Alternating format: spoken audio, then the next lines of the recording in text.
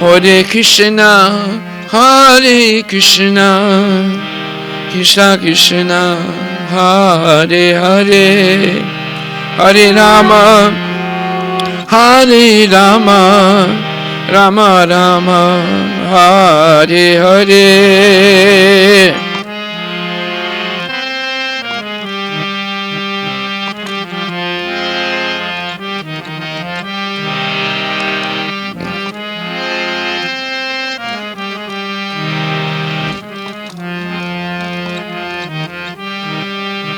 Haribol, Haribol, Haribol, Haribol, Haribol, Haribol, Haribol, Lord Haribol, Haribol, Haribol, Haribol, Haribol, Haribol, Haribol, Haribol, Haribol. Om Namo Jayom Vishnupad Paramansa Paravaja Gachasta Tarasatara Shishi Shimanis Divine Grace A.C. Bhaktivedanta Goswami Maharaj Srila Prabhupada Ki Ananta Koti Vaishnavindra Ki Namacharya Srila Harivilas Thakur Ki Prem Shri Ghosh Kish Chaitanya Prabhu Nityananda Shri Advaita Gadadhar Srivasadi Gaura Bhaktivinoda Ki Shri Shri Radha Krishna Gopinath Samkunda Radha Kunda Giri Govardhan Ki Vrindavan Dham Ki Mayapur Dham Ki Jagannath Puri Dham Ki Tulasi Devi Ki Bhakti Devi Ki Ganga Maya Ki Jamuna Maya Ki Samveda Bhaktivinoda Ki Nitai Gaur Premanandi. All glories to the assembled devotees. All glories to the assembled devotees. All glories to the assembled devotees. All glories to Shri Guru and Shri Gauranga. All glories to Srila Prabhupada Ki Jai.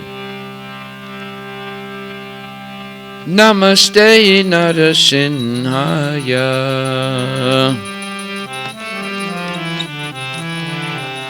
Pralada Lada Dayane.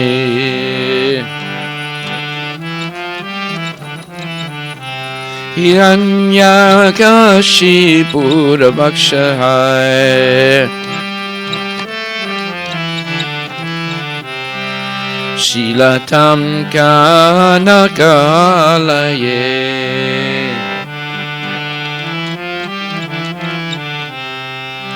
Ito Nishinga Parato Nishinga.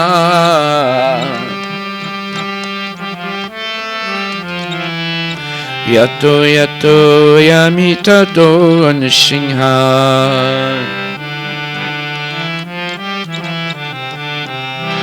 Bahi nishinga yidaye nishinga.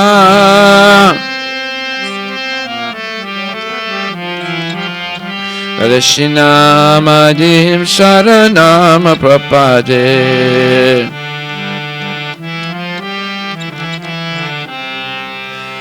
Tavakara Kamala Bare Nakam Adbuddha Shingam Talita Hiranyakashipu Tanubringham Keshavadita Narahari Rupa Jaya Jagadesha Hare Jaya Jagadesha Hare Jaya Jagadesha Hare. Tava Kara Kamala Bare Nakam Adbuddha Shingam Dalita Hiranyakashipu Tanubringham Keshavadita Narahari Rupa Jaya Jagadesha Hare Jaya Jagadesha Hare Jaya Jagadesha Hare Jaya Narasimhadev Jaya Narasimhadev Narasimhadev Narasimhadev.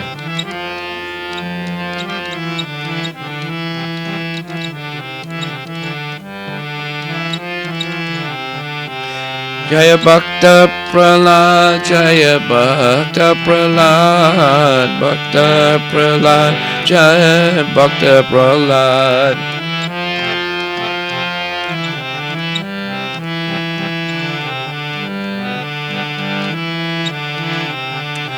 Hare Krishna, Hare Krishna, Krishna Krishna, Hare Hare, Hare Rama, Hare Rama, Rama Rama, Hare Hare.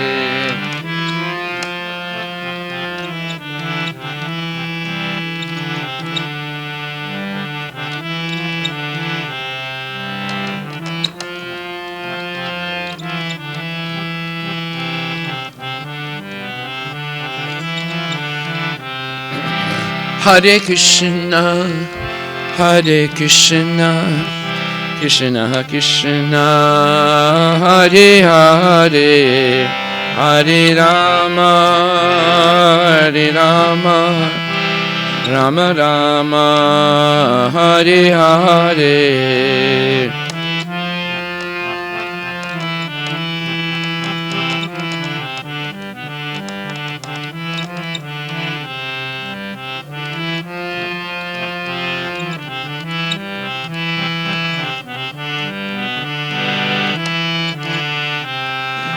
Hare Krishna, Hare Krishna, Krishna Krishna, Hare Hare, Hare Rama, Hare Rama, Rama Rama, Hare Hare.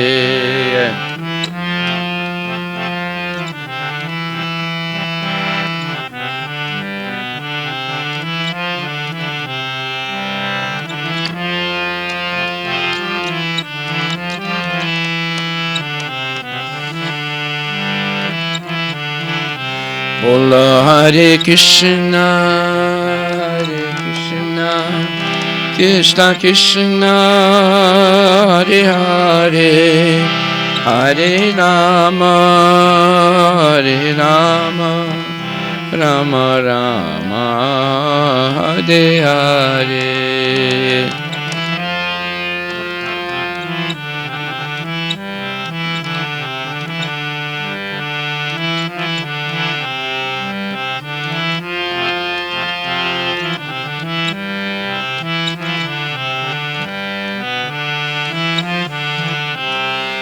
Jai Gaur Premanandi Ki Jai.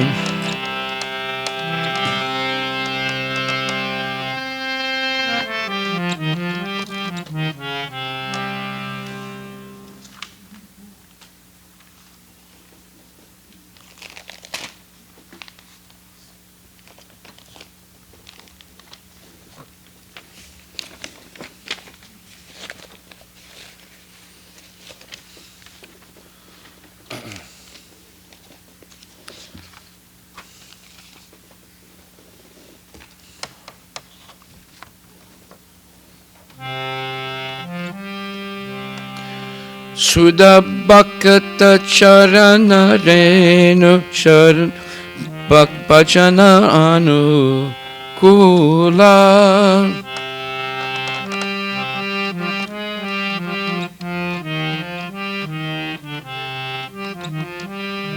Sudha Bhakta Charana Renu Bhajana Anu Kula.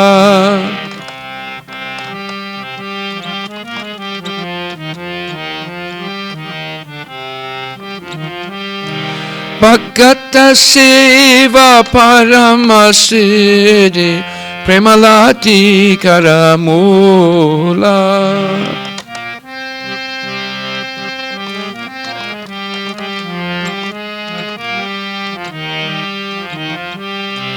Hare Krishna, Hare Krishna, Krishna Krishna, Hare Hare, Hare Rama, Hare Rama, Rama Rama, Hare Hare.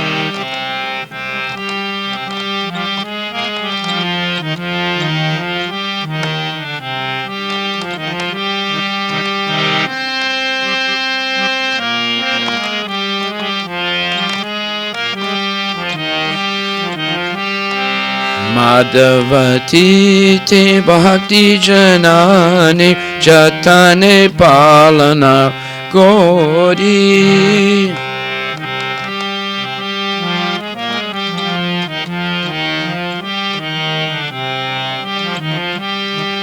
Krishna vasati vasati boli Paramadare bori.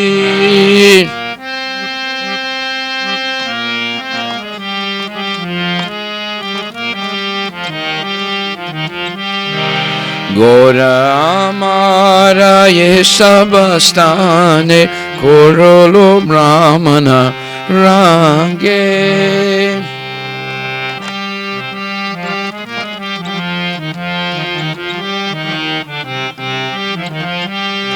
Se sabastana haribo ami Pranai bhakata sange.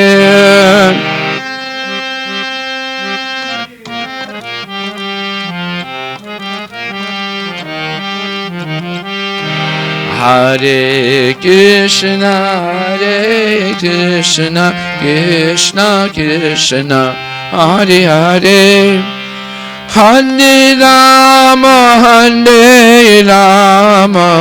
Rama Rama, Hare Hare.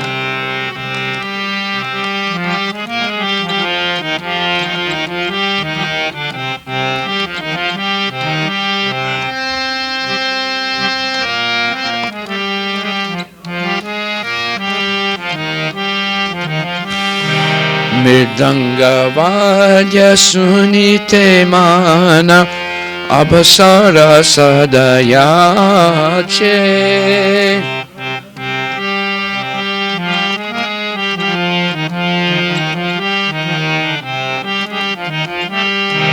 Gora vihita kitana suni ananda hridaye nache.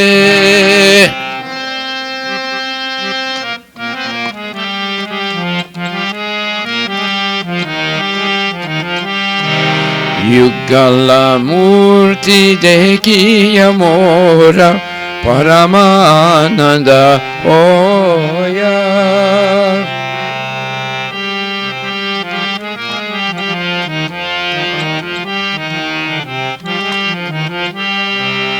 Gora vihita kirtana suni Ananda hridaya nache.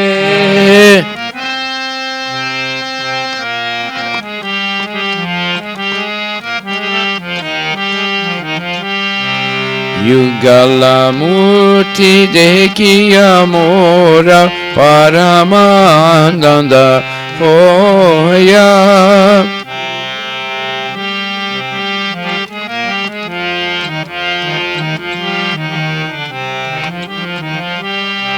Prasada seva korite hoya Sakala prapancha joya.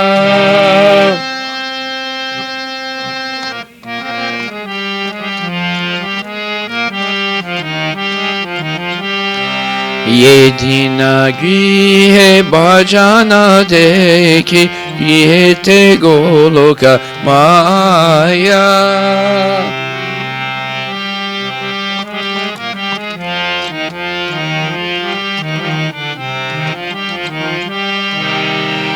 Sharanasiddho dekhiya ganga Sukhanashrima paya.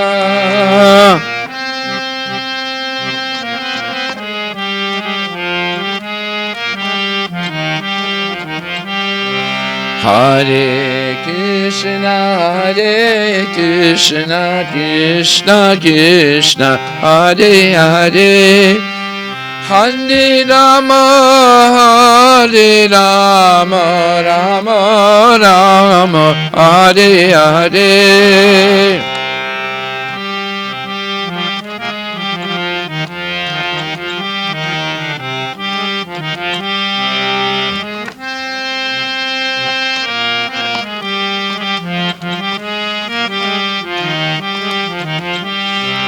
Tulasi deki judaya prana madhavato sanijani.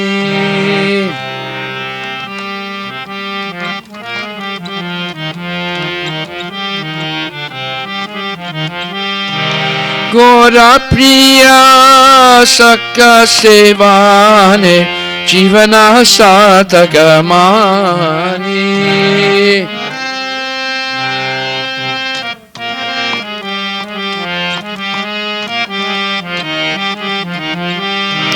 Bhakti vinod Krishna bhajane anukula paya ja.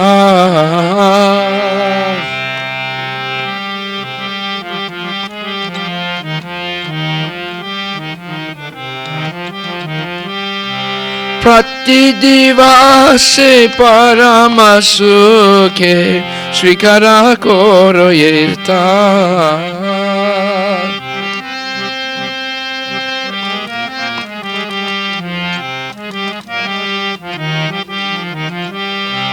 Hare Krishna, Hare Krishna, Krishna Krishna, Hare Hare, Hare Rama, Hare Rama, Rama Rama, Hare Hare.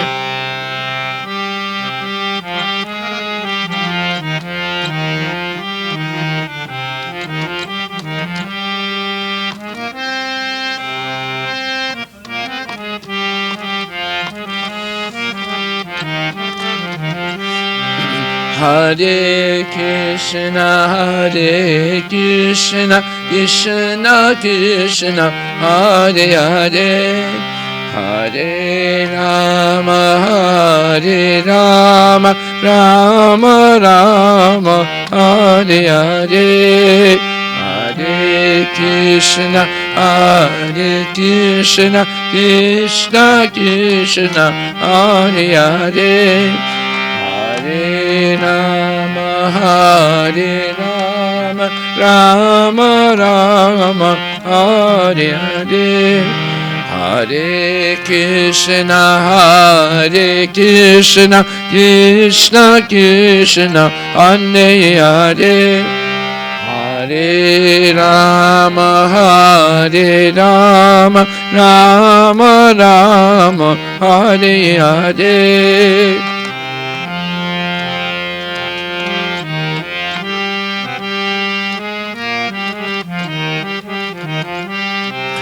Hare Rama, Hare Rama, Rama Rama, Hare Hare.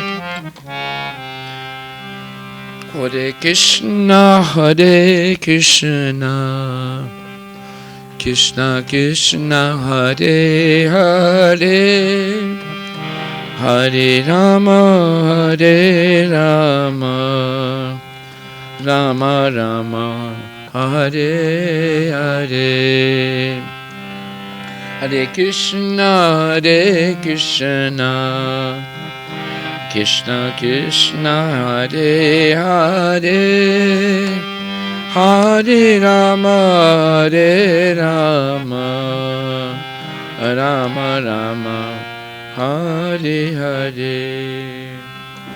Hare Krishna, Hare Krishna, Krishna Krishna, Hare Hare, Hare Rama, Hare Rama, Rama Rama, Hare Hare.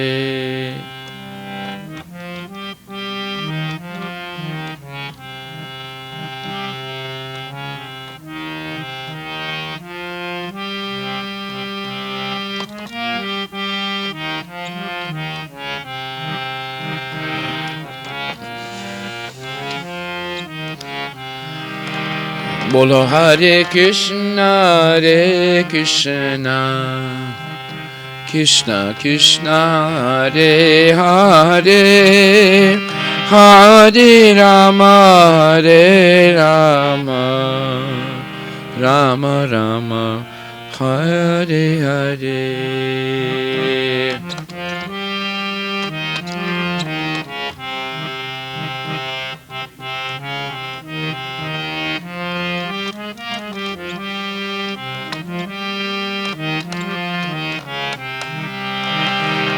Rama Rama Hare Hare Hare Krishna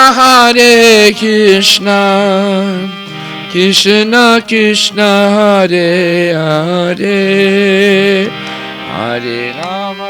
Hare Rama Rama Rama Hare Hare Hare Krishna Krishna Krishna Hare Hare Hare Rama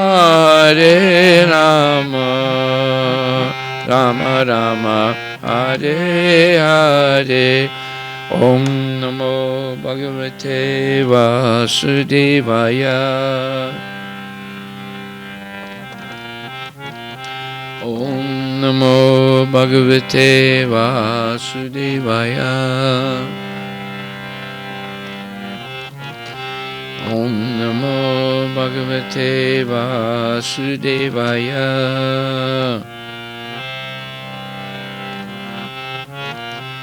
Srimad Bhagavatam Grantaraj Ki Jai Srila Prabhupada Ki Jai Gaura Premanandi Haribol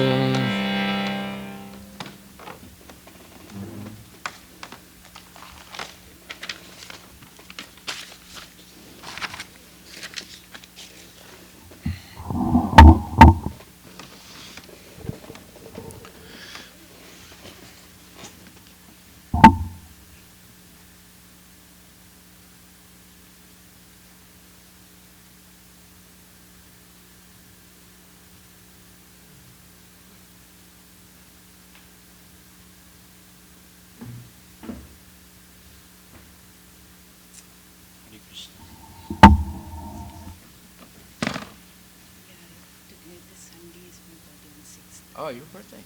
Yeah, so I got to donate.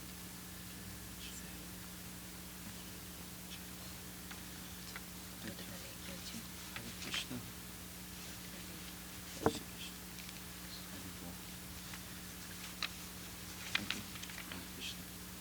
We are going to get a certificate also first we completed the DYS. Oh, excellent. All together. I hope you enjoyed the quiz. Wonderful. Very happy. I am very happy.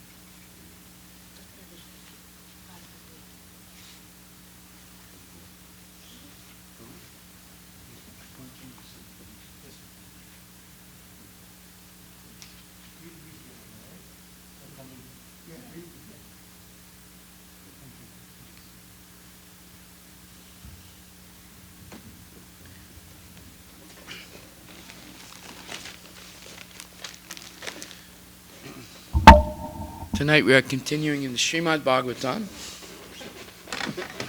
Canto 2, Chapter 1, entitled The First Step in God Realization.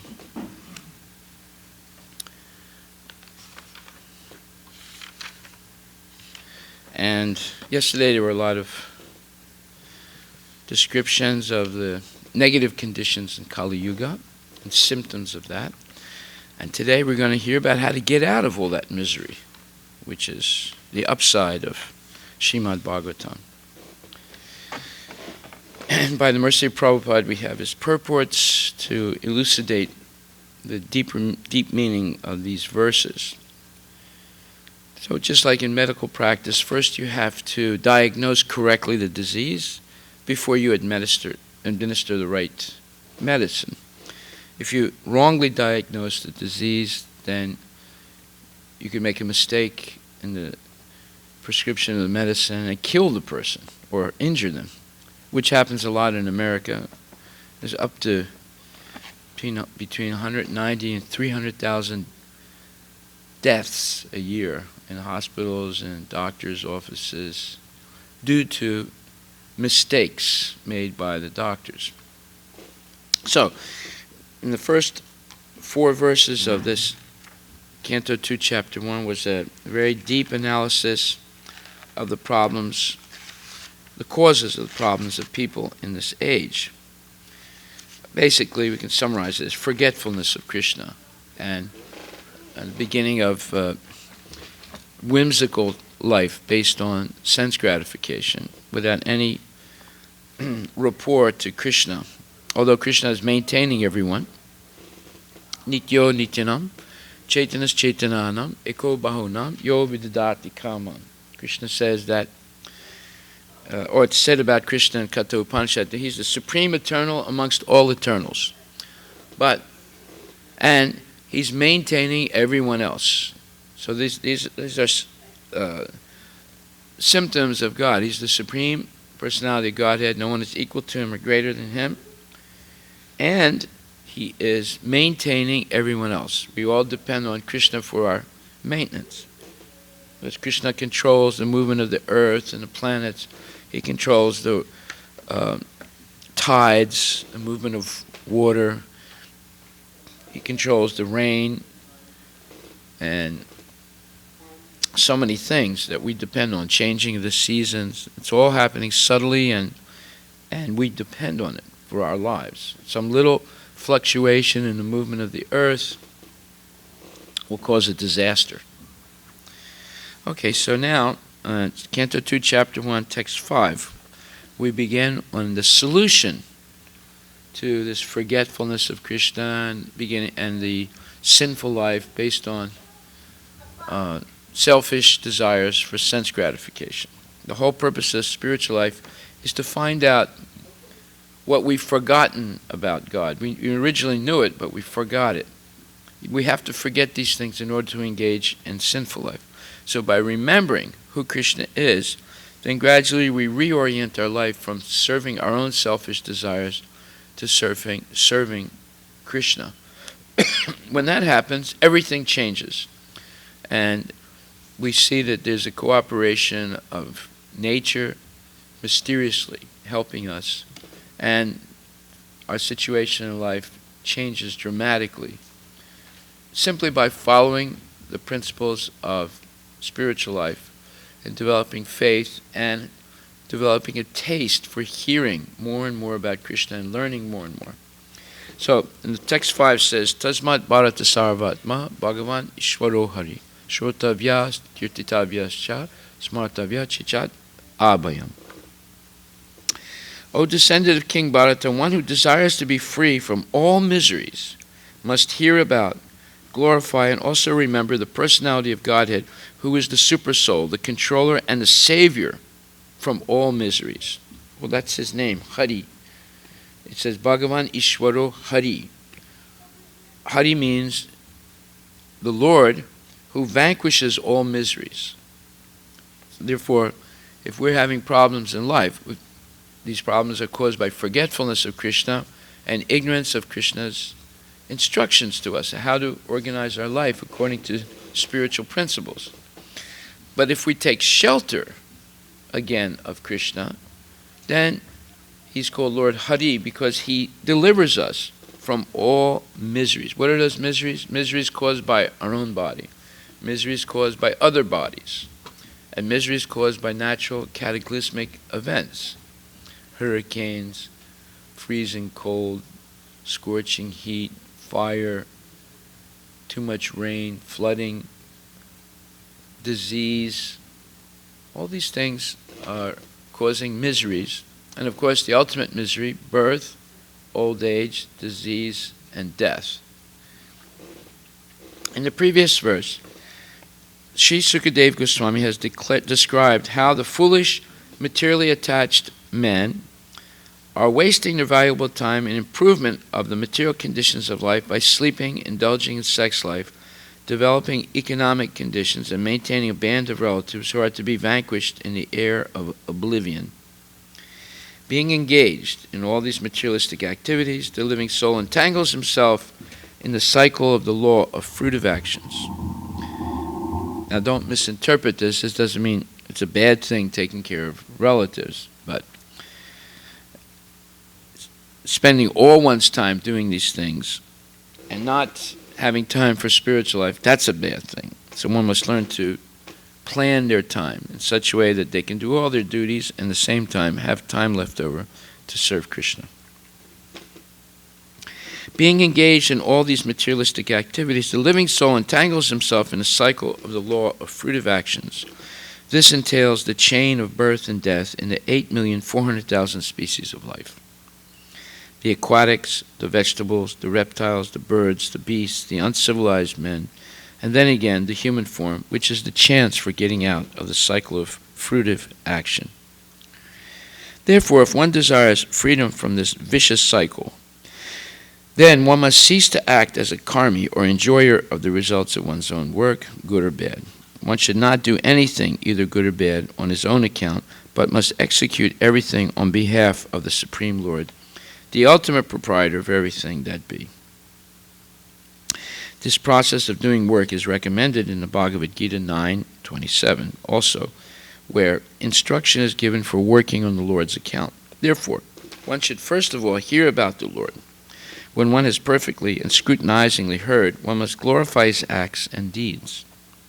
And thus it will become possible to remember constantly the transcendental nature of the Lord. Hearing about and glorifying the Lord are identical with the transcendental nature of the Lord, and by so doing, one will be always in the association of the Lord. This brings freedom from all sorts of fear. The Lord is the Supersoul, Paramatma, present in the hearts of all living beings, and thus, by the above hearing and glorifying process, the Lord invites the association of all in His creation. This process of hearing about and glorifying the Lord is applicable for everyone, whoever he may be, and it will lead one to the ultimate success in everything in which one may be engaged by providence. There are many classes of human beings: the fruitive workers, the empiric philosophers, the mystic yogis, and ultimately the unalloyed devotees. For all of them, one and the same process is applicable for achieving the desired success. Everyone wants to be free from all kinds of fear, and everyone wants the fullest extent of happiness in life. The perfect process for achieving this here and now is recommended in the Bhagavad Gita, which is uttered by such a great authority as Srila Sukadeva Goswami.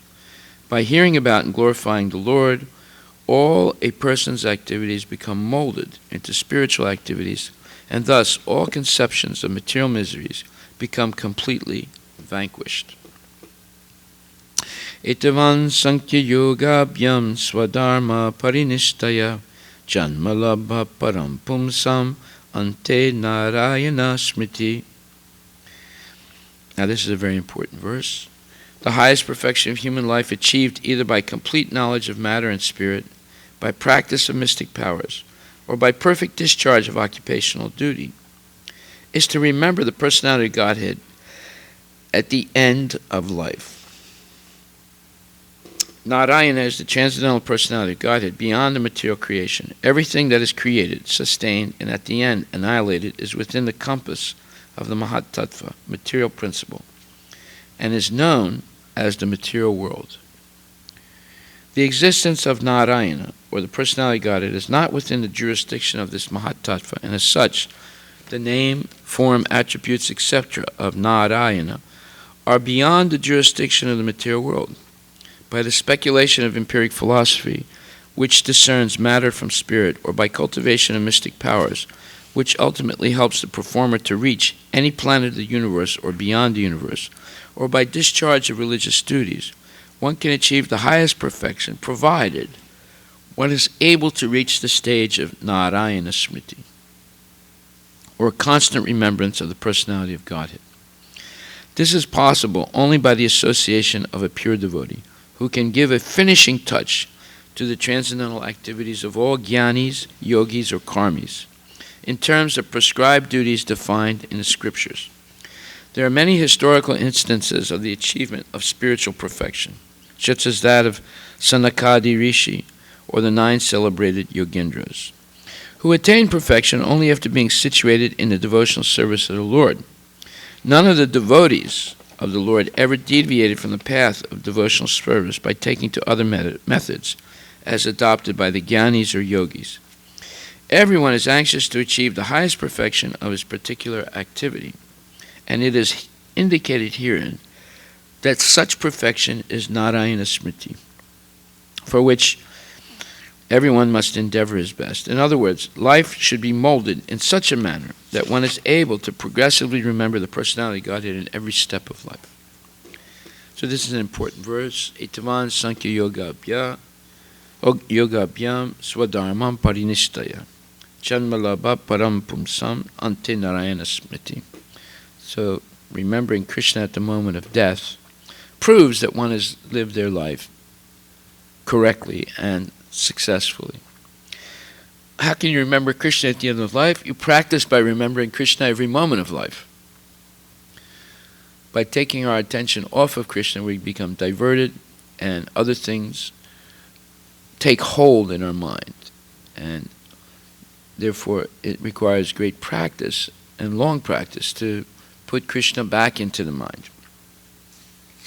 People are thinking of something all the time. They can't stop thinking. They can't stop dreaming. They can't stop desiring. So, what's the best subject to think about throughout life? What's the best thing to desire? What's the best thing to hanker for? So this is explained. Nahi kaschit shanam api jatutistatya karma krit karyate hyavasa karma sarva prakriti jar gunai. Everyone is forced to act helplessly according to the qualities he has acquired from the modes of material nature. Therefore, no one can refrain from doing something, not even for a moment. And then before that it says, Na karmanam anaramban naiskarmyam purusho snute na chasanyasanad eva siddhim samadhi gachyati. Not by merely abstaining from work can one achieve freedom from reaction, nor by renunciation alone can one attain perfection. So, one cannot give up work or renounce everything. One cannot stop acting and desiring. So therefore, what's the conclusion? Is it hopeless? No. What's positive is one can work for Krishna and one can act and desire for Krishna. That leads to liberation. But working and acting for sense gratification leads to deeper and deeper bondage. And simply renouncing working and all desire does not completely liberate a person, because they cannot maintain that position that is contrary to the nature of their soul, which is to act. And here Prabhupada explains this. In the purport to 3rd chapter, 5th verse, he says, it is not a question of embodied life, but it is the nature of the soul to be always active. So the desire to become inactive in order to avoid entanglement in the material world is artificial means of attaining liberation. And that liberation, when attains, is not eternal. It's temporary, because at a certain point, our nature will take over, and that is to act or to desire. So it's not a question of embodying life. It's not only because one is in a material body that one has to act and desire, but it is the nature of the soul to be always active. Without the presence of the spirit soul, the material body cannot move. The body is only a dead vehicle to be worked by the spirit soul, which is always active and cannot stop even for a moment. As such, the spirit soul has to be engaged in the good work of Krishna consciousness. Otherwise, it will be engaged in occupations dictated by illusory energy. In contact with material energy, the spirit soul acquires material modes, and to purify the soul from such affinities, it is necessary to engage in the prescribed duties enjoined in the Shastras and the Holy Scriptures. But if the soul is engaged in its natural function of Krishna consciousness, whatever he is able to do is good for him. The Srimad Bhagavatam 1.5.17 affirms this. Tyaktva dharmam charanam bhujam harer bhajan apakvo tapatet tato yadi yatra kva vabhadram abud amusyakim kovarta apto bhajatam swadharmataha. If someone takes to Krishna consciousness, even though he may not follow the prescribed duties in the Shastras, or execute the devotional service properly, and even though he may fall down from the standard, there is no loss or evil for him. But if he carries out all the injunctions for purification in the Shastras What does it avail him if he is not Krishna conscious? So the purificatory process is necessary for reaching this point of Krishna consciousness. Therefore, sannyasa, or any purificatory process, is to help reach the ultimate goal of becoming Krishna conscious, without which everything is considered a failure. In the previous verse, which says, not merely by abstaining from work can one achieve freedom from reaction, nor by renunciation alone can one attain perfection. And in that purport, Prabhupada further explains, the renounced order of life can be accepted when one has been purified by the discharge of the prescribed form of duties, which are laid down just to purify the hearts of materialistic men. Without purification, one cannot attain success by abruptly adopting the fourth order of life, sannyasa. According to the empirical philosophers, simply by adopting sannyasa or retiring from fruitive activities, one at once becomes as good as Narayana. But Lord Krishna does not approve this principle. Without purification of heart, sannyasa is simply a disturbance to the social order. On the other hand, if someone takes to the transcendental service of the Lord, even without discharging his prescribed duties, whatever he may be able to advance in the cause is accepted by the Lord, Buddhi Yoga. Swalpam apiyasya dharmasya chayate mahatobhaya. Even a slight performance of such a principle enables one to overcome great difficulties. So, simply renouncing without having gone through a genuine process of purification. What is the purification? Purifying the desire for sense gratification. Purifying the desire to find a situation in this material world where one will be happy through material enjoyment. Find people that one can love. Well, that's good, but you won't be able to love them forever because they get old, they die, you get old, you die.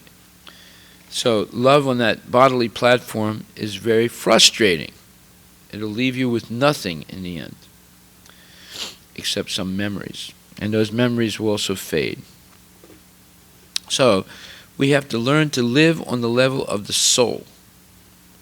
And this is recommended where it says, Esa brahmi stiti parta nayanam prapya vimuyate stitvasyam antakalepi brahma nirvanam richati. That is the way of the spiritual and godly life, after attaining which a man is not bewildered. If one is thus situated, even at the hour of death, one can enter into the kingdom of God. And in the purport, Srila Prabhupada explains that a person can attain Krishna consciousness in a few seconds, or one may not attain it even after millions of births. It is only a matter of understanding and accepting the fact. What is the fact? Well, there's the example of Katvanga Maharaj, we're going to hear about in this chapter. His story is told in this chapter a little bit later on. He attained the state of life. In other words, transcendental love and surrender to the Lord, just a few minutes before his death, by surrendering unto Krishna. Nirvana means ending the process of materialistic life. According to Buddhist philosophy, there is only void after the completion of this material life. But Bhagavad Gita teaches differently. Actual life begins after the completion of this material life. For the gross materialist, it is sufficient to know that one has to end this materialistic way of life. But for persons who are spiritually advanced, there's another life after this materialistic life. So materialists think, well, I'll enjoy as much as I can, and when I die, it's all over, and I'm not responsible for what I did. I'm not going to listen to what Harivilas says or anybody says. Oh, you have to engage in Krishna service. You have to follow these rules. If I follow those rules, I won't be happy. I'm happy breaking the rules. So I'll just break the rules without any feeling of guilt. And when I die, it's all over anyway. So what's the difference? But it's not true. The soul is eternal. The body comes to an end, but the soul continues. And it'll go to other bodies to continue one's entanglement in material life. So it doesn't really end. However, material life can end for a devotee while he's still living, and spiritual life begin, because spiritual life begins when material life ends. But that doesn't mean a death. That means when we stop exploiting the material energy for our selfish needs and begin to dedicate the material energy to serving Krishna's pleasure. And that is an eternal activity. So we'll continue in this life until the moment of death. At the moment of death, Ante Narayana Smriti, we'll be able to remember Krishna, even though we might not be perfect human beings, but because we endeavored honestly and followed instructions of spiritual authorities in this life, by Krishna's mercy we'll be able to remember him. How is that true? Well, that's explained at the end of the 7th chapter. Jaramarana mokshaya mam asriti yatantiye te brahmatad vidu krishnam adhyatmam karma chakilam. 7th chapter, 29th verse. Krishna says, intelligent persons who are endeavoring for liberation from old age and death take refuge in me in devotional service. They are actually Brahman, or spiritually situated, because they entirely know everything about transcendental activities. And then he says, Sadibut adidaiva mam sadiyagyam chaye vidur prayana kali pichamam te vidur yukta chetasa. Very important verse, 5th chapter, 7th chapter, 29th verse. Those in full consciousness of me, who know me, the Supreme Lord, to be the governing principle of the material manifestation of the demigods and of all methods of sacrifice, can understand and know me, the Supreme Personality of Godhead, even at the time of death. Prayana kale pichamam te vidur yukta chetasaha. And then again in the 8th chapter, Krishna further underlines this point, and that is Ananya cheta satatam yomam smarati nityasaha Srulabam tasyaham srulabam parta nityayuktasya yogina. For one who always remembers me without deviation, I am easy to obtain, O son of Prita, because of his constant engagement in devotional service. And then again it says,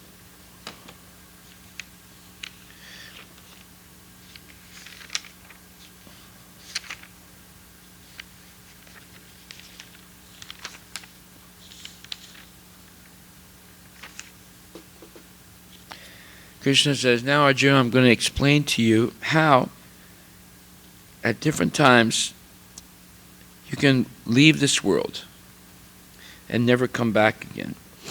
So, he says, those who know the Supreme Brahman, or Krishna, attain that Supreme by passing away from the world during the influence of the fiery God in the light at an auspicious moment of the day, during the fortnight of the waxing moon or increasing moon, or during the 6 months when the sun travels in the north. Well, on January 13th, there's Makara Sankranti, when the sun will begin to travel in the north. That's the most auspicious day to leave the body. Not that I'm suggesting any type of massive suicide. That's not the point. But Bhisma Pitamaha chose that day to leave his body because it was very auspicious. However, this is the way mystics, or what you call yogis who are perfect in mystic yoga. Bhisma Pitama was perfect in mystic yoga. So he, even though he had no blood left in his body, no flesh, he was just bone, he was still alive, and he waited for that particular day, and then he left. However, and after explaining this to Arjuna, Krishna says, Naiti Shriti Partha Janam Yogi Muyati Kaschana Tasmat Sarve Sakale So Yogi Yukto Bhavarjana. Although the devotees know these two paths, in other words, the auspicious time to leave the body and the inauspicious time to leave the body, O Arjuna, they are never bewildered. Therefore, be always fixed in devotion. And in the purport, Prabhupada says something very interesting. Krishna is here advising Arjuna that he should not be disturbed by the different paths the soul can take when leaving the material world. A devotee of the Supreme Lord should not worry whether he will depart by arrangement or by accident. The devotee should be firmly established in Krishna consciousness and chant Hare Krishna. He should know that concern over either of these two paths is troublesome. The best way to be absorbed in Krishna consciousness is to be always dovetailed in Krishna's service. And this will make one's path to the spiritual kingdom safe, certain, and direct. The word yoga yukta is especially significant in this verse. One who is firm in yoga is constantly engaged in Krishna consciousness in all his activities. Srila Rupa Goswami advises anasaktasya vishayan yatarham upayunjitaha. One should be unattached in material affairs and do everything in Krishna consciousness. By this system, which is called yukta vairagya, one attains perfection. Therefore, the devotee is not disturbed by these descriptions, because he knows that his passage to the Supreme Abode is guaranteed by devotional service. So therefore, Krishna then says, Vedesu yagyesu tapasu chaiva, danesu yat punya phalam pratistam, adyeti tat sarvam idam viditva yogi param stanam upaiti chadyam. He says, a person who accepts the path of devotional service is not bereft of the results derived from the study of the Vedas, performing austere sacrifices, giving charity, or pursuing philosophical and fruitive activities.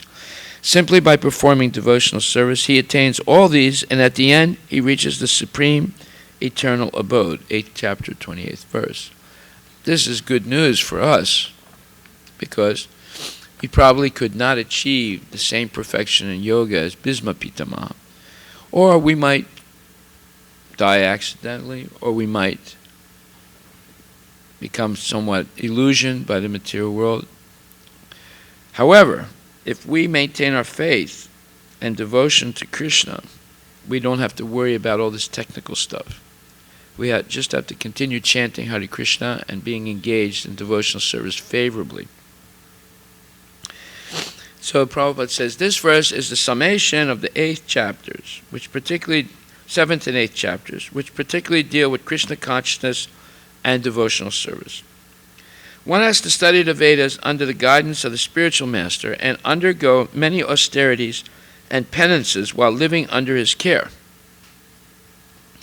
A brahmachari has to live in the home of the spiritual master just like a servant, and he must beg alms from door to door and bring them to the spiritual master. He takes food only under the master's order, and if the master neglects to call the student for food that day, the student fasts. These are some of the Vedic principles for observing brahmacharya. After the student studies the Vedas under the master for a period of 5 to 20 years, he may become a man or woman of perfect character. Study of the Vedas is not meant for the recreation of armchair speculators, but for the formation of character. This is a very, very famous phrase. Krishna consciousness is all about formation of character, development of good character. After this training, the brahmachari is allowed to enter into household life and marry. When he is a householder, he has to perform many sacrifices so that he may achieve further enlightenment. He must also give charity according to the country, time, and candidate, discriminating among charity and goodness, in passion, and in ignorance, as described in Bhagavad Gita. In other words, if you give charity to a drunk, and then he goes and spends it to buy more wine, you get a good percentage of the sinful reaction. And if you give charity in order to be praised as a great person, there's also a reaction for that. That's passionate charity. But if you give charity to bona fide devotees who are engaged in Krishna's service, and it's used only to please the Lord, then you get the spiritual benefit.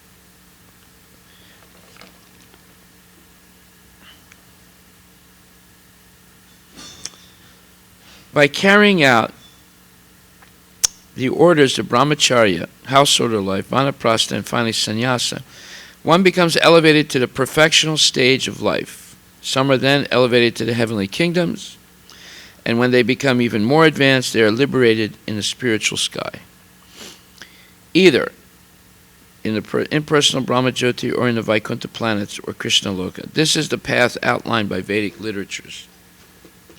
The beauty of Krishna consciousness, however, is that by one stroke, by engaging in devotional service, one can surpass all the rituals of the different orders of life. This is very good information. The words idam viditva indicate that one should understand the instructions given by Sri Krishna in this chapter and the 7th chapter of Bhagavad Gita. One should try to understand these chapters not by scholarship or mental speculation, but by hearing them in association with devotees. Chapters 7 through 12 are the essence of Bhagavad Gita. One should try to understand these chapters not by scholarship or mental speculation, but by hearing them in association with devotees. Chapters 7 through 12 are the essence of the Bhagavad Gita. The first 6 and the last 6 chapters are like coverings for the middle 6 chapters, which are especially protected by the Lord. If one is fortunate enough to understand Bhagavad Gita, especially these middle 6 chapters, in the association of devotees, then his life at once becomes glorified beyond all penances, sacrifices, charities, speculations, etc. For one can achieve all the results of these activities simply by Krishna consciousness. One who has a little faith in Bhagavad Gita should learn Bhagavad Gita from a devotee, because in the beginning of the 4th chapter it is stated clearly that Bhagavad Gita can be understood only by devotees. No one else can perfectly understand the purpose of Bhagavad Gita. One should therefore learn Bhagavad Gita from a devotee of Krishna, not from mental speculators. This is a sign of faith. When one searches for a devotee and finally gets a devotee's association, one actually begins to study and understand Bhagavad Gita. By advancement in the association of the devotee, one is placed in devotional service, and the service dispels all one's misgivings about Krishna or God. And Krishna's activities, form, pastimes, name, and other features. After these misgivings have been perfectly cleared away, one becomes fixed in one's study. Then one relishes the study of Bhagavad Gita and attains the state of feeling always Krishna conscious. In the advanced stage, one falls completely in love with Krishna. This highest perfectional stage of life enables a devotee to be transferred to Krishna's abode in the spiritual sky, Goloka Vrindavana, where the devotee becomes eternally happy. Well, that's why the speculative types of yoga, the types of yoga where you have to renounce everything, will not lead to perfection of yoga unless they also engage in devotional service. The whole purpose of those other yogas is to come to devotional service by controlling the senses. But one can immediately engage in devotional service under the guidance of bona fide devotees and control the senses and the mind by constant engagement in devotional service and chanting. Okay, so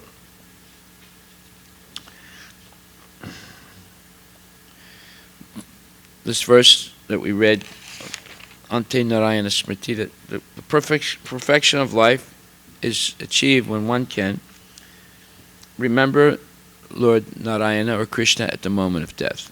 Now text 7. Prayana munayo rajan nivrita vidhi sedhata nyargunya sta ramante sma gunanukatane hare. King Parikshit, mainly the topmost transcendentalists who are above the regulative principles and restrictions take pleasure in describing the glories of the Lord. The topmost transcendentalist is a liberated soul and is therefore not within the purview of the regulative principles. A neophyte who is intended to be promoted to the spiritual plane is guided by the spiritual master under regulative principles. He may be compared to a patient who is treated by various restrictions under medical jurisdiction. Generally, liberated souls also take pleasure in describing the transcendental activities as mentioned above, since Narayana, Hari, the personality of Godhead, is beyond the material creation. His form and attributes are not material.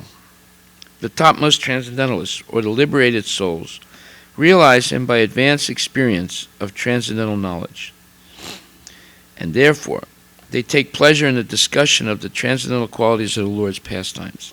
In the Bhagavad Gita 4.9, the personality of Godhead declares that his appearance and activities are all divyam, or transcendental. The common man who is under the spell of material energy takes it for granted that the Lord is like one of us. So people in ignorance, they assume that everyone else is like them, including Krishna. Manyate. Atmavan manyate jagat. They think, well, if they're a thief, they think, oh, Krishna's a thief. Everybody's a thief. If they're a taxi driver, they think, well, they're like me. I drive people around, I get money. I'm thinking all day long of going to 7-Eleven and buying lottery tickets. So they project that on God, on everyone. They can't understand that Krishna is transcendental. They try and drag him down to their level with their imperfect mind. The common man who is under the spell of material energy takes it for granted that the Lord is like one of us, and therefore he refuses to accept the transcendental nature of the Lord's form, name, etc. The topmost transcendentalist is not interested in anything material, and his taking interest in the matter of the Lord's activities is definite proof that the Lord is not like one of us in the material world. In the Vedic literatures also, it is confirmed that the Supreme Lord is one, but that he is engaged in his transcendental pastimes in the company of his unalloyed devotees, and that simultaneously he is present as Supersoul, an expansion of Baladeva, in the heart of all living entities. Therefore, the highest perfection of transcendental realization is to take pleasure in hearing and describing the transcendental qualities of the Lord, and not in merging into his impersonal Brahman existence, for which the impersonalist monist aspires. Real transcendental pleasure is realized in the glorification of the transcendental Lord, and not in the feeling of being situated in his impersonal feature. But there are also others who are not the topmost transcendentalists, but are in a lower status, and who do not take pleasure in describing the transcendental activities of the Lord. Rather, they discuss such activities of the Lord formally with the aim of merging into his existence. Text number 8. Idam Bhagavatam Nama Puranam Brahma Samitam Aditavan Dvaparado Pitur Daivpayanad Aham. At the end of the Dwapara Yuga, I studied this great supplement of Vedic literature named Srimad Bhagavatam, which is equal to all the Vedas, from my father, Srila Dvaipayana Vyasadeva. So this is Sukadeva Goswami explaining how he learned Bhagavad Gita. And his appreciation of Bhagavad Gita, he says, Srimad Bhagavatam, he's saying that Srimad Bhagavatam is equal to all the Vedas. You don't have to read all the Vedas, which are vast. Just read Srimad Bhagavatam, it's equal. The statement made by Srila Sukadeva Goswami that the topmost transcendentalist, who is beyond the jurisdiction of regulations and restrictions, mainly takes the task of hearing about and glorifying the personality of Godhead, is verified by his personal example. Sukadeva Goswami, being a recognized liberated soul and the topmost transcendentalist, was accepted by all of the topmost sages present in the meeting during the last 7 days of Maharaj Parikshit. He cites from the example of his life that he himself was attracted by the transcendental activities of the Lord, and he studied Srimad Bhagavatam from his great father, Sri Dvaipayana Vyasadeva. Srimad Bhagavatam, or for that matter any other scientific literature, cannot be studied at home by one's own intellectual capacity. This is very important. Medical books of anatomy or physiology are available in the market, but no one can become a qualified medical practitioner simply by reading such books at home.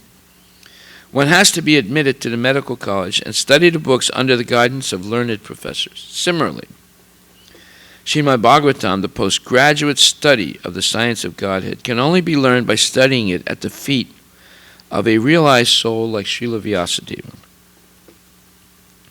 Although Sukadeva Goswami was a liberated soul from the very day of his birth, he still had to take lessons of Srimad Bhagavatam from his great father, Vyasadeva, who compiled the Srimad Bhagavatam under the instruction of another great soul, Sri Narada Muni.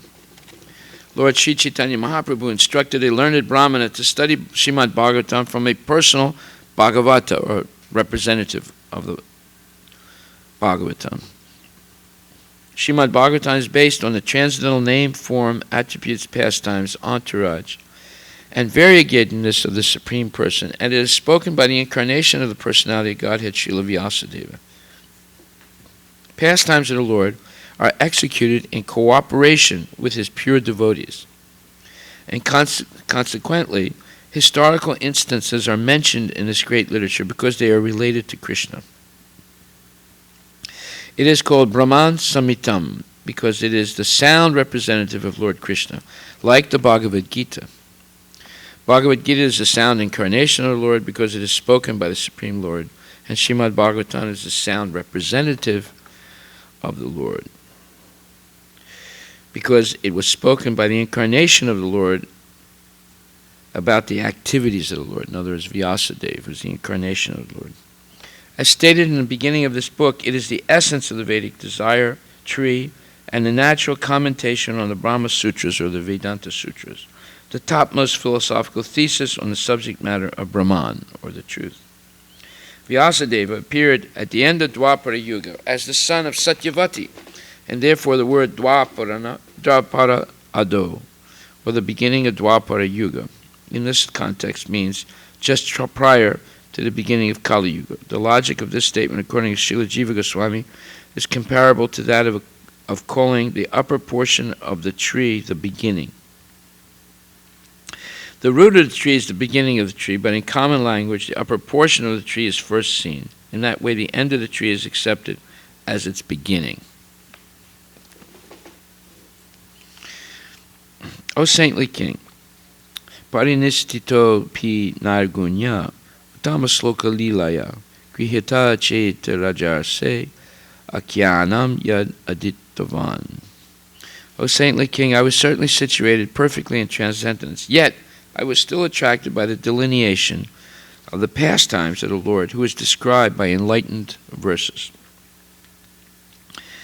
The Absolute Truth is realized as the impersonal Brahman at the first instance by philosophical speculation, and later as the Supersoul by further progress of transcendental knowledge.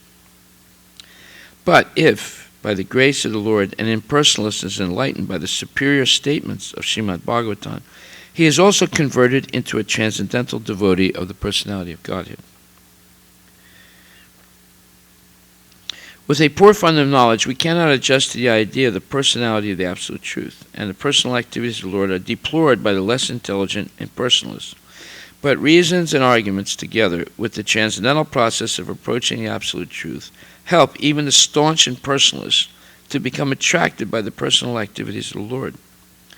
A person like Sukadeva Goswami cannot be attracted by any mundane activity, but when such a devotee is convinced by a superior method, he is certainly attracted by the transcendental activities of the Lord. The Lord is transcendental, as are his activities. He is neither interactive nor impersonal.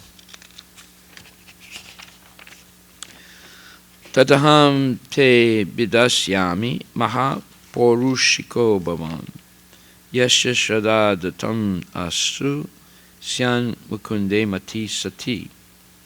That very Srimad Bhagavatam I shall recite before you, because you are the most sincere devotee of Lord Krishna.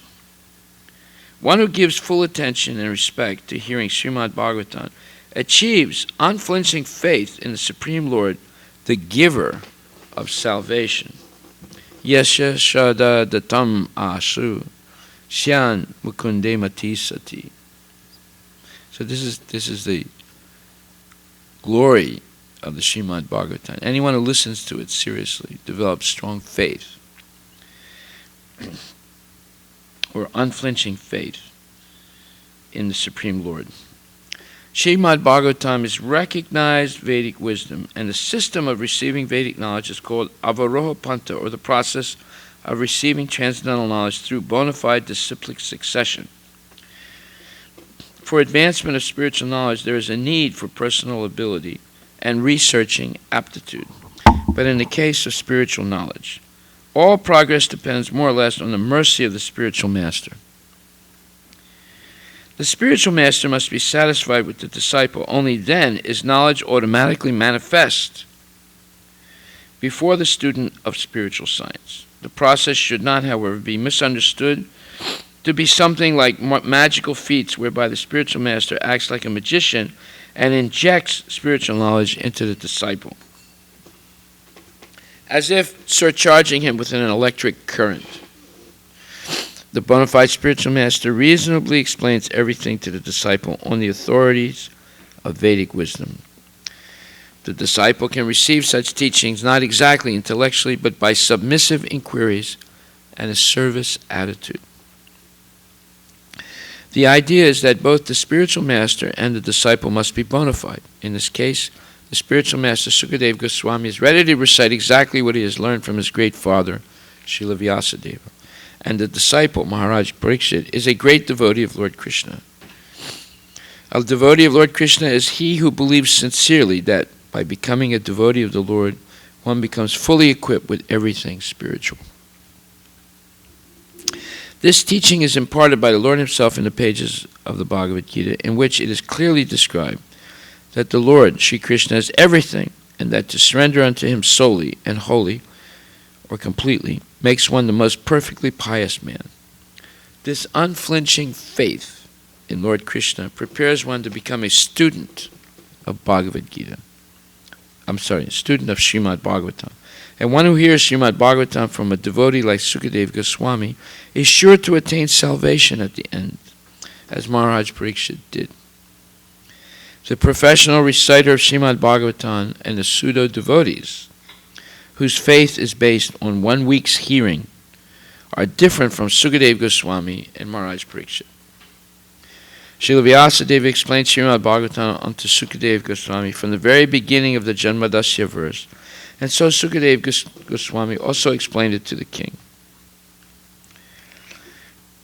Lord Krishna is described as the Mahapurusha in the Srimad Bhagavatam in Canto 11. In his devotional feature as Lord Sri Chaitanya Mahaprabhu. Sri Chaitanya Mahaprabhu is Lord Krishna himself in his devotional attitude descended on earth to bestow special favors upon the fallen souls of this age of Kali. There are 2 verses particularly suitable to offer as prayers to this Mahapurusha feature of Lord Krishna. And they're quoted from the Bhagavatam, 11th Canto, 5th chapter, 33rd and 34th verse. In other words, Purusha means the enjoyer, and Mahapurusha means the supreme enjoyer or the supreme personality of Godhead Sri Krishna. One who deserves to approach the Supreme Lord Sri Krishna is called the Mahapurushika. One who hears Srimad Bhagavatam attentively from its bona fide reciter is sure to become a sincere devotee of the Lord who is able to award liberation. There was none so attentive as Maharaj Parikshit in the matter of hearing Srimad Bhagavatam. And there was none so qualified as Sukadeva Goswami to recite the text of Srimad Bhagavatam. Therefore, anyone who follows in the footsteps of either the ideal reciter or the ideal hearer, Sukadeva Goswami and Maharaj Parikshit respectively, will undoubtedly attain salvation like them. Maharaj Parikshit attained salvation by hearing only, and Sukadeva Goswami attained salvation only by reciting. Recitation and hearing are 2 processes out of 9 devotional activities, and by strenuously following the principles, either in all or by parts, one can attain the absolute plane. So the complete text of Srimad Bhagavatam, beginning with the Janmadasya verse up to the last one in the 12th canto, are spoken by Sukadeva Goswami for the attainment of salvation by Maharaj Parikshit. In the Padma Purana it is mentioned that Gautama Muni advised Maharaj Ambarisha to hear regularly Srimad Bhagavatam. And it was recited by Sukadeva Goswami, and herein it is confirmed that Maharaj Ambarisha heard Srimad Bhagavatam from the very beginning to the end as it was spoken by Sukadeva Goswami. One who is actually interested in the Bhagavatam, therefore, must not play with it by reading or hearing a portion from here and a portion from there. One must follow in the footsteps of great kings like Maharaj Ambarisha or Maharaj Parikshit and hear it from a bona fide representative of Sukadev Goswami. Etan nividyananam ichitam akutobayam yoginam nirpanir nitam harir ivanakirtanam. Harir namanakirtanam. O King, constant chanting of the holy name of the Lord after the ways of the great authorities is the doubtless and fearless way of success for all, including those who are free from all material desires, those who are desirous of all material enjoyment, and also those who are self-satisfied by dint of transcendental knowledge. Purport by Srila Prabhupada. In the previous verse, the great necessity for attaining attachment to Mukunda has been accredited. There are different types of persons who desire to attain success in different varieties of pursuits. Generally, the persons are materialists who desire to enjoy the fullest extent of material gratification. Next to them are the transcendentalists who have attained perfect knowledge about the nature of material enjoyment and thus are aloof from such an illusory way of life. More or less, they are satisfied in themselves by self-realization. Above them are the devotees of the Lord, who neither aspire to enjoy the material world nor desire to get out of it. They are after the satisfaction of the Lord. In other words, they're working always for the satisfaction of the Lord. Sri Krishna. In other words, the devotees of the Lord do not want anything on their personal account. If the Lord desires, the devotees can accept all sorts of material facilities. And if the Lord does not desire this, the devotees can leave aside all sorts of facilities, even up to the limit of salvation. Nor are they self-satisfied because they want the satisfaction of the Lord only. In this verse, Sri Sukadeva Goswami recommends the transcendental chanting of the holy name of the Lord. By offenseless chanting and hearing of the holy name of the Lord, one becomes acquainted with the transcendental form of the Lord, and then with the attributes of the Lord, and then with the transcendental nature of his pastimes, etc. Here it is mentioned that one should constantly chant the holy name of the Lord after hearing it from authorities. This means that hearing from the authorities is the first essential. Hearing of the holy name gradually promotes one to the stage of hearing about his form, about his attributes, his pastimes, and so on. And thus the necessity of the chanting of his glories develops successively. This process is recommended not only for the successful execution of devotional service, but also even for those who are materially attached. According to Sri Sukadeva Goswami, this way of attaining success is an established fact, concluded not only by him, but also by all other previous acharyas.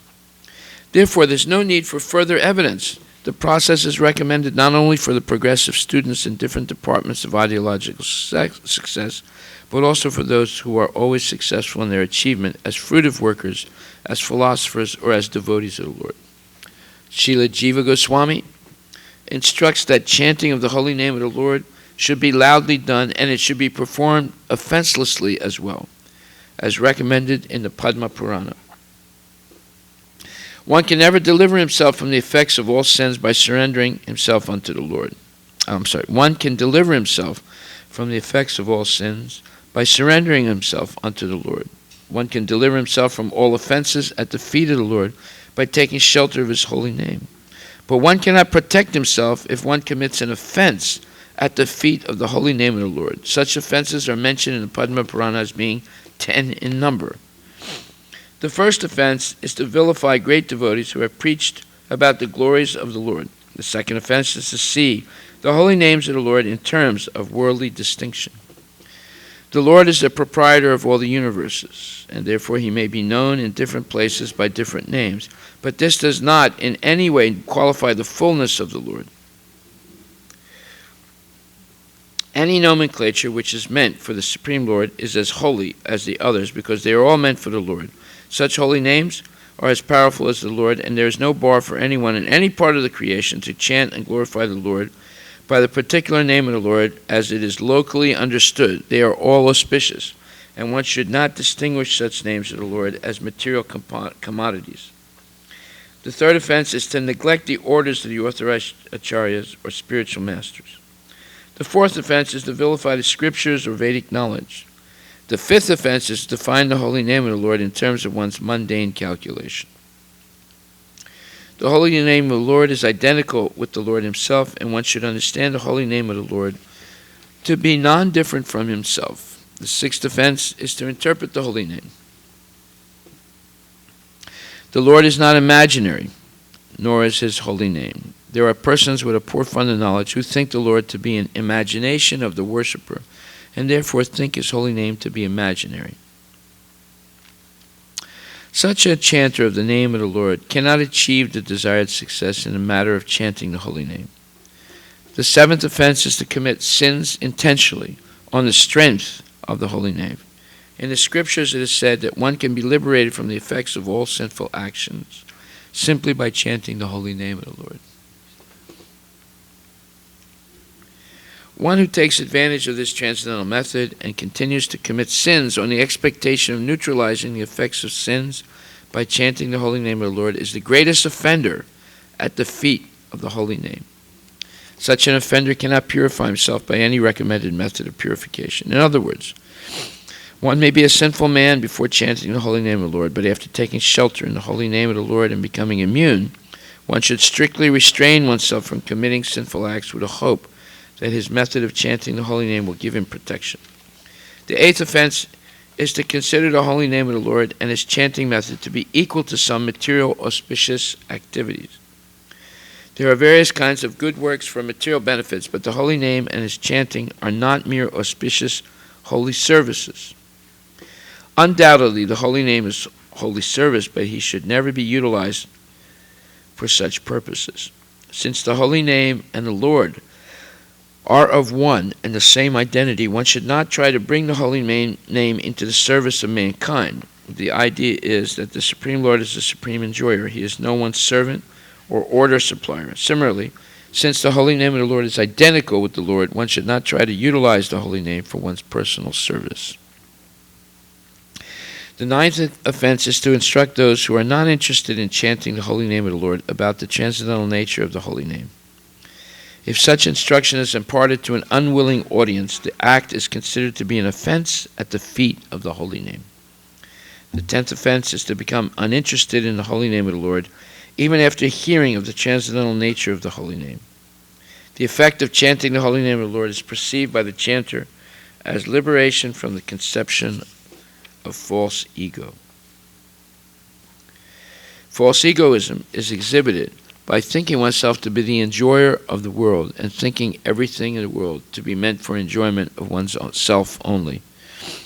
The whole materialistic world is moving under such false egoism of I and mine, but the factual effect of chanting the holy name is to become free from such misconceptions.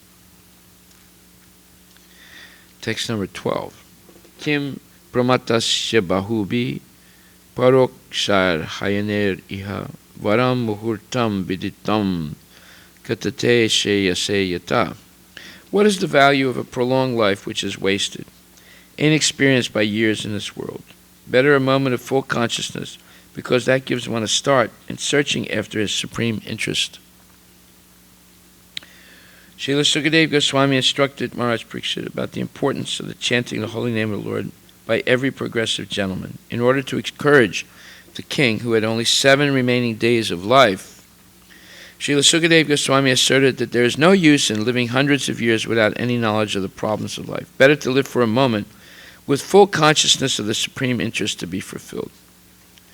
The supreme interest is eternal, with full knowledge and bliss. Those who are bewildered by the external features of the material world are engaged in the animal propensities of eat, drink, and be merry type of life. They are simply wasting their lives by the unseen passing of valuable years. We should know in perfect consciousness that human life is bestowed upon the conditioned soul to achieve spiritual success, and the easiest possible procedure to attain this end is to chant the holy name of the Lord. In the previous verse, we have discussed this point to a certain extent, and we may further be enlightened on the different types of offenses committed unto the feet of the holy name. Srila Jiva Goswami has quoted many passages from authentic scriptures and has ably supported the statements in the matter of offenses at the feet of the holy name. From Vishnu Yamala Tantra, Sri Jiva Goswami has proven that one can be liberated from the effects of all sins simply by chanting the holy name of the Lord. Quoting from the Markandeya Purana, Srila Goswamiji says that one should neither blaspheme the devotee of the Lord nor indulge in hearing others who are engaged in belittling a devotee of the Lord. A devotee should try to restrict the vilifier by cutting out his tongue, and being unable to do so, one should commit suicide rather than hear the blaspheming of the devotee. Well, there's a third choice also. You can walk away. The conclusion is that one should neither hear nor allow vilification of a devotee of the Lord as far as distinguishing the Lord's holy name from the names of the demigods. The revealed scriptures disclose, Bhagavad Gita 10:41, that all extraordinarily powerful beings are but parts and parcels of the supreme energetic Lord Krishna. Except for the Lord himself, everyone is subordinate. No one is independent of the Lord. No one is more powerful than or equal to the energy of the Supreme Lord. No one's name can be as powerful as that of the Lord. By chanting the Lord's holy name, one can derive all stipulated energy synchronized from all sources. Therefore, one should not equalize the supreme holy name of the Lord with any other name. Brahma, Shiva, or any other powerful god can never be equal to the supreme Lord Vishnu.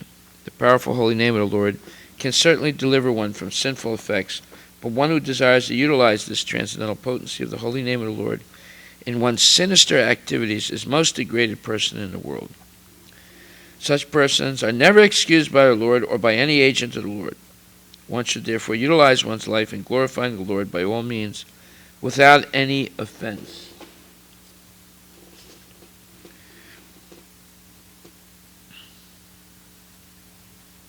Such activity of life, even for a moment, is never to be compared to a prolonged life of ignorance, like the lives of the trees and other living entities, who may live for thousands of years without prosecuting spiritual advancement. So the verse he cited, 10:41. Yad yad vibhutimat sattvam shrimad urjitam evava tatat eva gachatvam mamatejo misha sambhavam. Know that all opulent, beautiful, and glorious creations spring from but a spark of my splendor.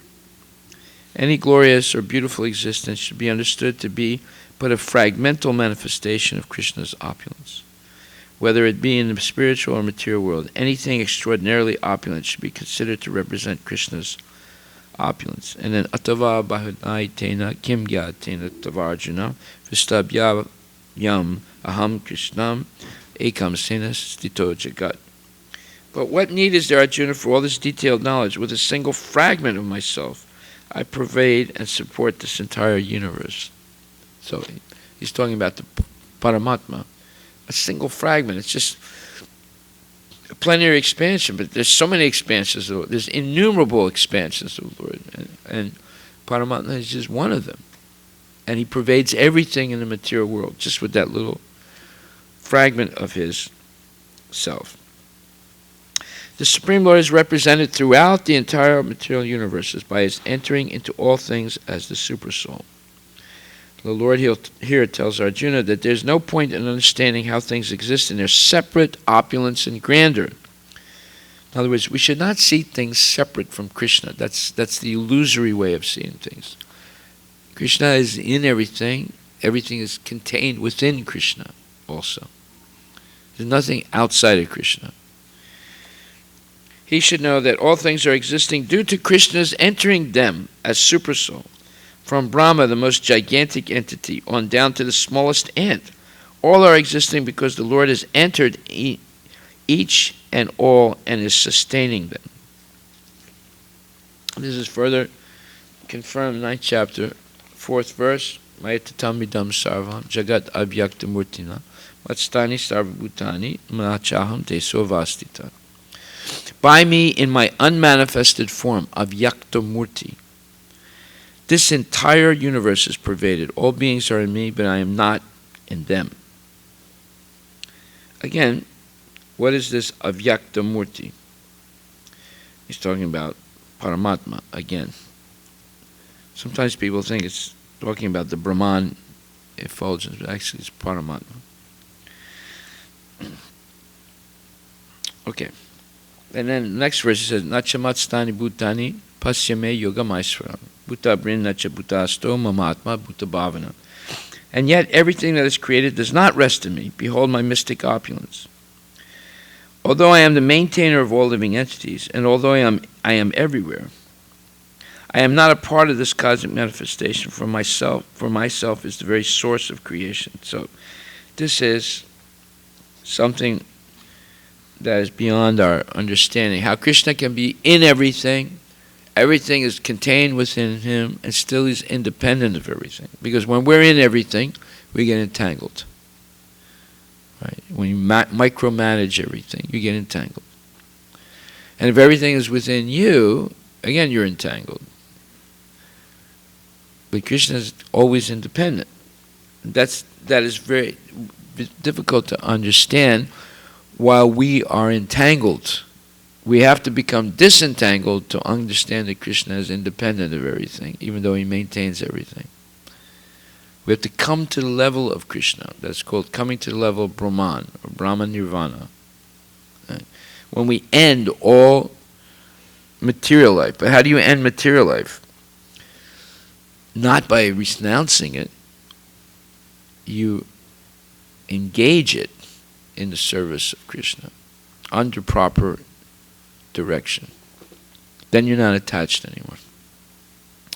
It's when we want to hold on to something we become attached, and then as soon as we become attached we get entangled. Okay, so then come back here.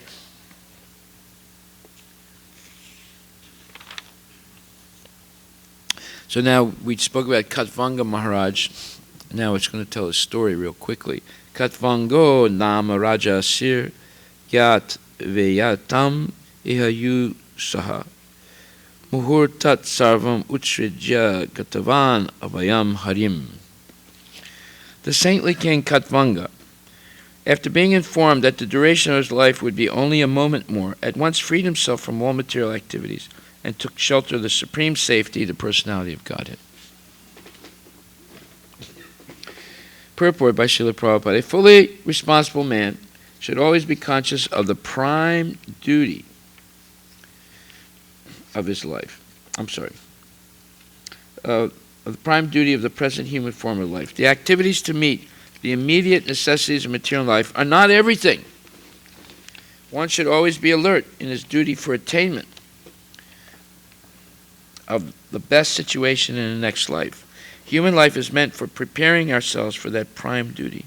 Maharaj Katvanga is mentioned herein as a saintly king because even within the responsibility of the state management, he was not at all forgetful of the prime duty of life.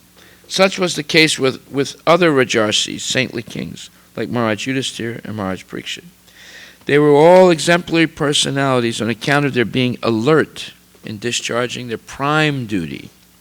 Maharaj Katvanga was invited by the demigods in the higher planets to fight the demons, and as a king he fought the battles to the full satisfaction of the demigods.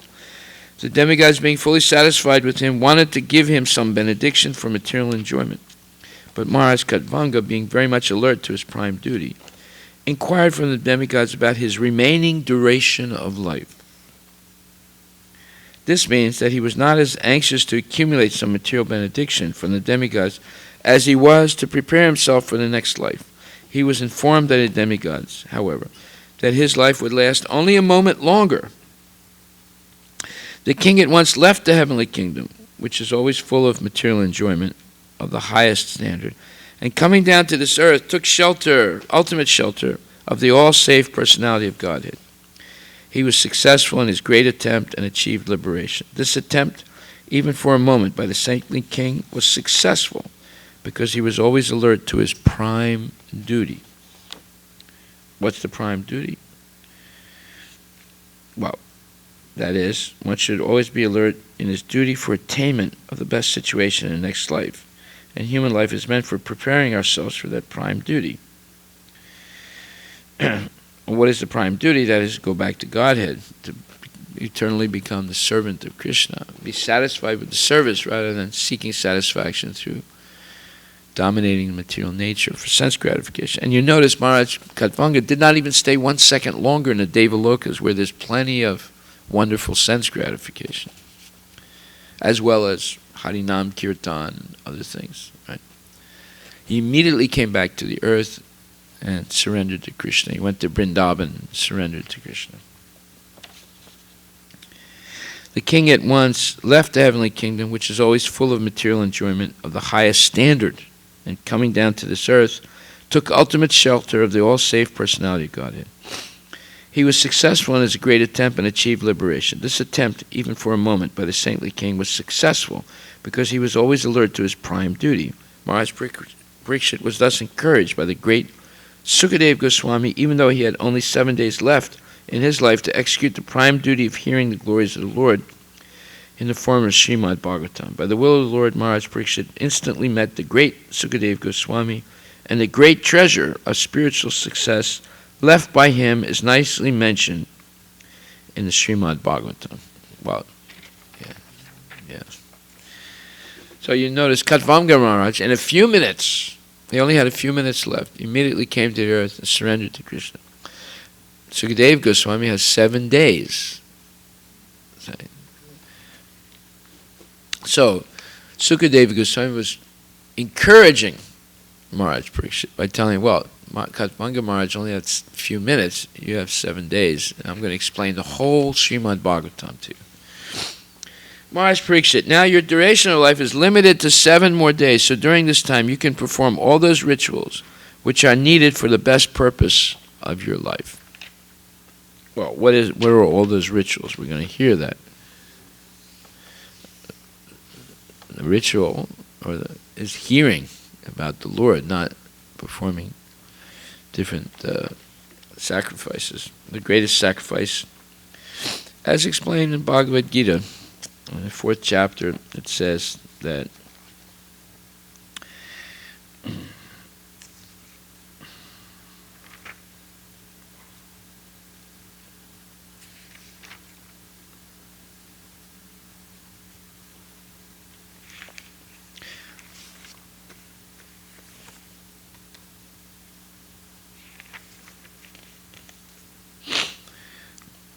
Shotra bin indriyanyanye samya agni sajuvati sabda din vishayan anya indriyagye sajuvati. 4th chapter, 26th verse. Some, the unadulterated brahmacharis, sacrifice the hearing process and the senses in the fire of mental control, and others, the regulated householders, sacrifice the objects of the senses in the fire of the senses. Purport by Srila Prabhupada. The members of the 4 divisions of human life, namely the brahmachari, the grihastha, the vanaprastha, and the sannyasi, are all meant to become perfect yogis or transcendentalists. Since human life is not meant for our enjoying sense gratification like the animals, the 4 orders of human life are so arranged that one may become perfect in spiritual life. The brahmacharis are students under the care of a bona fide spiritual master, control the mind by abstaining from sense gratification. A brahmachari hears only words concerning Krishna consciousness. Hearing is the basic principle for understanding, and therefore the pure brahmachari engages fully in Harir Namanukirtanam. So that's the verse we just read. Etan Nividyananam Etan Nividyamananam Ichitam Akutobayam Yoginam Nipanir Nitam Harir Namanukirtanam. So he quoted that. Harir Namanukirtanam. That is 2nd Canto, chapter 1, verse 11, which says, O king, constant chanting of the holy name of the Lord after the ways of the great authorities is the doubtless and fearless way of success for all, including those who are free from all material desires, those who are desirous of all material enjoyment, and also those who are self-satisfied by dint of transcendental knowledge. And this is very similar to the Atma Rama verse that's in the second canto. We're going to come to it soon. So he says here that Jai Shri Shri Radha Nilamadava Ki Jai Haribo.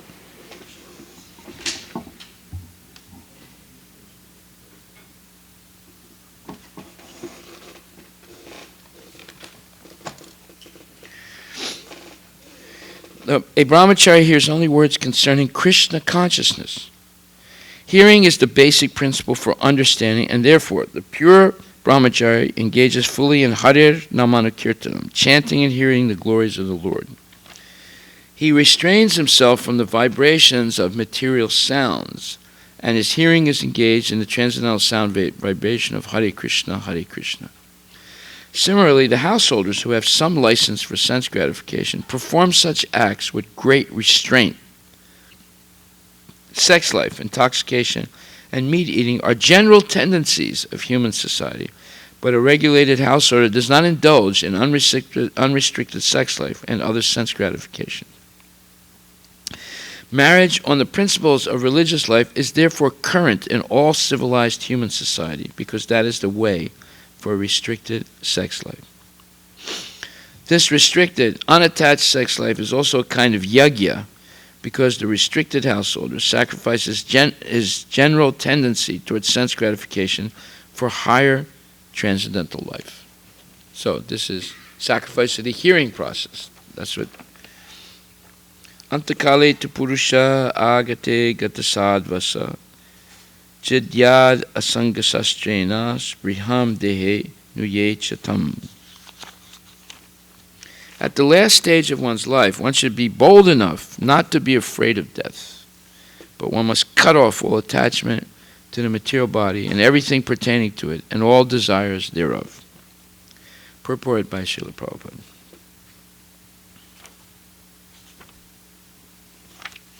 The foolishness of gross materialism is that people think of making a permanent settlement in this world, although it is a settled fact that one has to give up everything here that has been created by valuable human energy.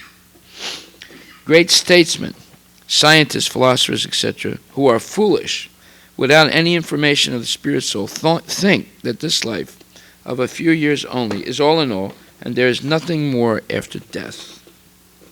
This poor fund of knowledge, even in the so-called learned circles of the world, is killing the vitality of human energy, and the awful result is being keenly felt.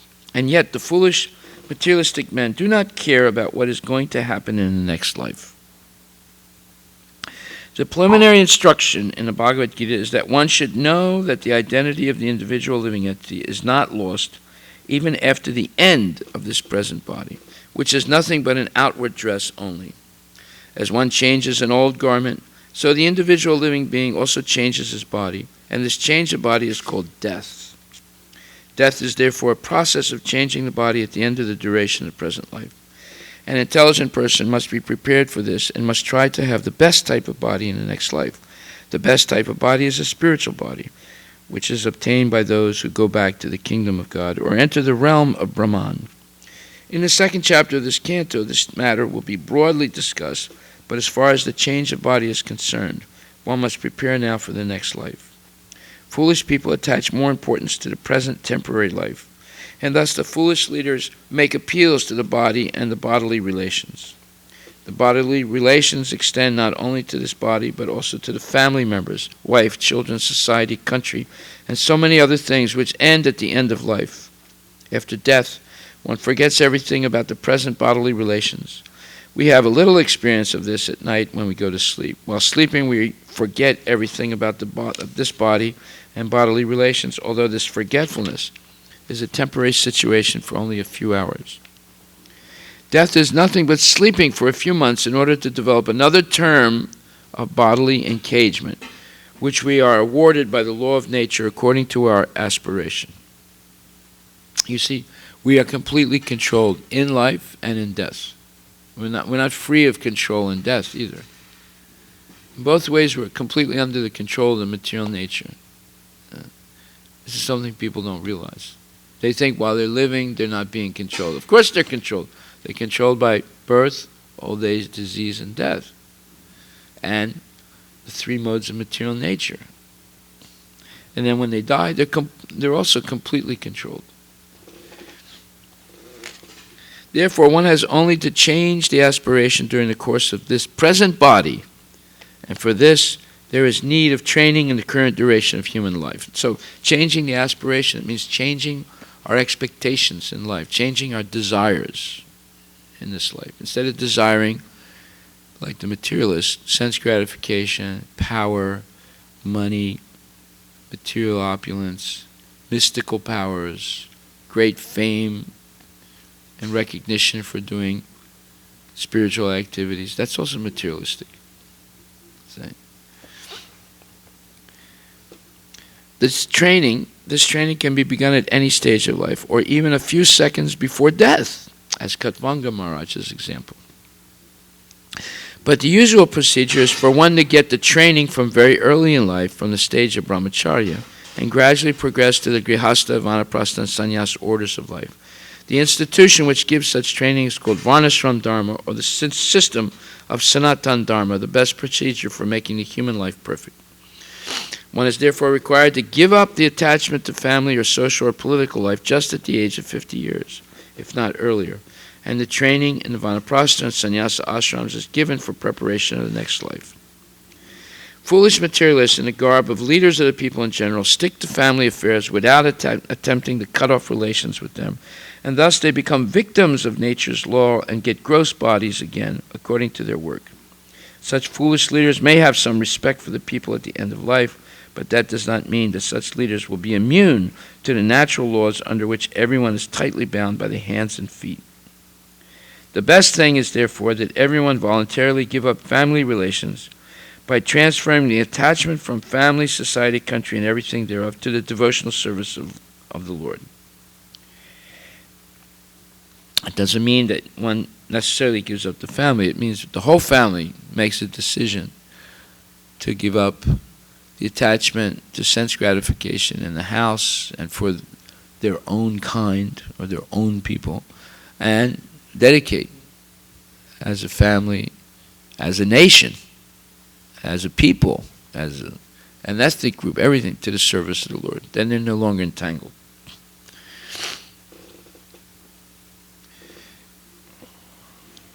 Such foolish leaders may have some respect for the people at the end of life, but that does not mean that such leaders will be immune to the natural laws under which everyone is tightly bound by the hands and feet. In other words, some people, they sacrifice their whole life for their people, politically, militarily, economically. But they're still subject to the laws of nature. They didn't develop any love for Krishna. They developed love for their people or their family. The best thing is, therefore, that everyone voluntarily give up family relations by transferring the attachment from family, society, country, and everything thereof to the devotional service of the Lord. It is stated herein that one should give up all desires of family attachment. One must have a chance for better desires. Otherwise, there is no chance of giving up such morbid desires. Desire is the concomitant factor of the living entity. The living entity is eternal, and therefore his desires, which are natural for a living being, are also eternal. So you can't, as we read the verse in the 3rd chapter, you can't give up activity, you can't give up desires. You can only do it artificially for a little while, and then it bites you again, it comes back. Therefore, the only solution, and you can't refrain from doing things. You can't renounce everything. You can renounce everything for a little while, but it'll come back again. So the only real solution is to use everything and to desire all the time to please Krishna and use everything correctly in the service of Krishna according to superior instructions. The living entity is eternal, and therefore his desires, which are natural for a living being, are also eternal. One cannot therefore stop desiring, but the subject matter for desires can be changed.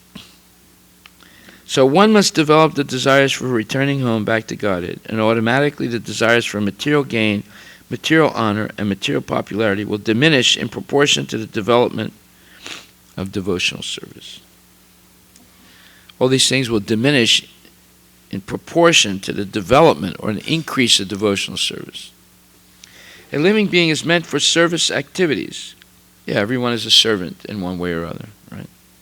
And his desires are centered around such a service attitude. Beginning from the top executive head of the state down to the insignificant pauper in the street. All are rendering some sort of service to others. So the pauper in the street, the famous technique they had was when people would stop at a red light in New York City, they would get a squirt gun and they squirt the window, right, and then clean it, and then they ask for a tip. They say, of course, they stopped that. Rudy Giuliani stopped that. They were doing all kinds of clever things to get. I mean, it's not that they were just standing like here in Seattle. They just stand there like this, with a little sign. In New York, they were much more proactive. They would squirt something. They would do something, and then they would ask for a tip. And then people, they would like that. So it's a nice thing, right? You clean their window. So they say, oh, okay, let me give him something. They feel obliged. So even the pauper is serving to get some money so they can serve their own senses. So one must develop the desires for returning home back to Godhead, and automatically the desires for material gain, material honor, and material popularity will diminish in proportion to the development of devotional service. And this is interesting. Material honor. People, the desire to be honored for doing devotional service is actually a material desire. So people who want to be honored for whatever, it's because they don't have enough devotional service in their life. When one is fully engaged in devotional service, they're not asking for anything. They're just asking for more devotional service. That's all. They're happy just doing the service. Therefore, you can tell who is actually spiritually very advanced. They quietly go on doing their service, not asking for any recognition. They're satisfied by the service itself. Those are top-level devotees. And the people always want to be recognized. I did this. I did that. Write my name down. They are materially affected still because they're not engaged enough. A living being is meant for service activities, and his desires are centered around such a service attitude. Beginning from the top executive head of the state down to the insignificant pauper in the street, all are rendering some sort of service to others. The perfection of such a service attitude is only attained simply by transferring the desire of service from matter to spirit, or from Satan to God. So I've often repeated this. Prabhupada told me once that it takes a long time to develop some talent in life. And once you have that talent, if you use it in the service of Krishna to please the Lord, that's the perfection of your life. So everybody has some talent. Everyone has something. If you use that in the service of Krishna, or you can develop talent in Krishna consciousness and use it in Krishna's service, that's your perfection. Grihat pravrajito dira punyatirtha jalapluta sucho vivikta asino vidivat kalpitasane. One should leave home and practice self-control. In a sacred place, he should bathe regularly and sit down in a lonely place duly sanctified. To prepare oneself for the better next life, one must get out of one's so-called home. The system of Varnashram Dharma, or Sanatan Dharma, prescribes retirement from family encumbrances as early as possible after one has passed 50 years of age. Modern civilization is based on family comforts, the highest standard of amenities, and therefore, after retirement, everyone expects to live a very comfortable life in a well-furnished home decorated with fine ladies and children, without any desire to get out of such a comfortable home. High government officers and ministers stick to their prized posts until death, and they neither dream nor desire to get out of homely comforts. Bound by such hallucinations, materialistic men prepare various plans for still more comfortable life. But suddenly cruel death comes without mercy and takes away the great plan maker against his desire, forcing him to give up the present body for another body. Such a plan maker is thus forced to accept another body in one of the 8,400,000 species of life according to the fruits of the work he has performed. In the next life, persons who are too much attached to family comforts are generally awarded lower species of life on account of sinful acts performed during a long duration of sinful life, and thus all the energy of the human life is spoiled. In order to be saved from the danger of spoiling the human form of life and being attached to unreal things, one must take warning of death at the age of 50, if not earlier. The principle is that one should take it for granted that the death warning is already there, even prior to the attainment of 50 years of age, and thus at any stage of life one should prepare himself for a better next life. The system of the Sanatana Dharma institution is so made that the follower is trained for the better next life without any chance that the human life will be spoiled. It said that what we're performing is Sanatana Dharma. That is, throughout our life, in all the different stages of life, brahmachari, grihastha, vanaprastha, sannyas, sudra, vaishya, kshatriya, brahmana. We're organizing our life around the deity. It's called Daiva Varnashram. This is not exactly Varnashram system. It's the Daiva, God-centered Varnashram. So all the Varnas and Ashramas work together to please the deity, and under the instructions of a bona fide spiritual master. So it's God-centered Varnashram. The holy places all over the world are meant for the residential purposes of retired persons getting ready for a better next life. Intelligent persons must go there at the end of life, and for that matter, after 50 years of age, to live a life of spiritual regeneration for the sake of being freed from family attachment, which is considered to be the shackle of material life. One is recommended to quit home just to get rid of material attachment, because one who sticks to family life until death cannot get rid of material attachment. As long as one is materially attached, one cannot understand spiritual freedom. One should not, however, become self-complacent simply by leaving home or by creating another home at the holy place. So I was asked when I gave a lecture in Mayapur a month and a half ago. I said, "You can see it's on the Mayapur thing." I said, "I'm not interested in buying any apartment or building a house in Mayapur or Vrindavan or any place. I said, anytime I come here, I can stay. I just need, a few feet of marble. That's all. I can just sleep on, or dirt. Doesn't matter, and take advantage of being in the holy Dham. So don't ask me if I want to buy a new apartment, here." And everyone was shocked that I said that, and it was televised also, But why did I say that? Because if you go there now, it's like living as Samamish. Everyone's getting these big, nice apartments, and they're filling them up with all kinds of amenities. They have internet connection. They have everything, And they have nice cars and motorcycles and going around, and the place is becoming like Disneyland. Now, it is a holy Dham, and the holy name is being chanted there continually, and it's very conducive. But very easily, Kali can enter into such a place, and people can become degraded. Anyway, I don't want to say too much about that, but see, there's no guarantee that you're living. The whole idea of the holy Dham is a place of Vairagya Vidya, Vijabhakti Bhadam, is renunciation through knowledge and spiritual practice, not renunciation through opulent living. So, if you can see Prabhupada's room in Vrindavan, or even in Mayapur, it's very simple, very, very simple. No fabulous opulence. He didn't even have an air conditioner. Right?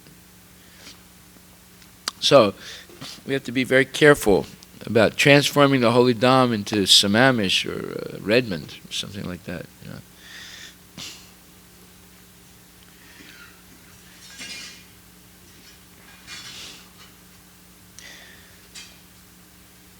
Many persons leave home and go to such holy places, but due to bad association, again become family men by illicit connection with the opposite sex. Yeah, I know a friend of mine. He was living in Vrindavan. He bought an apartment, he and his wife. And he was living there like 6 to 8 months out of the year. He ran off with somebody else's wife. That's not the purpose of living in the holy Dham. Now we're going to read what the purpose is. The illusory energy of matter is so strong that one is apt to be under illusion at every stage of life, even after quitting one's happy home. Therefore, it is essential that one practice self-control by celibacy without the least desire for sex indulgence. For a man desiring to improve the condition of his existence, sex indulgence is considered suicidal or even worse. Therefore, to live apart from family life means to become self-controlled in regard to all sense desires, especially sex desires. The method is that one should have a duly sanctified sitting place made of straw, deerskin, and carpet. And thus, sitting on it, one should chant the holy name of the Lord without offense, as prescribed above. The whole process is to drag the mind from material engagements and fix it on the lotus feet of the Lord. This simple process alone will help one advance to the highest stage of spiritual success. So we'll stop right there tonight. Yeah, so you see how brilliant Prabhupada is.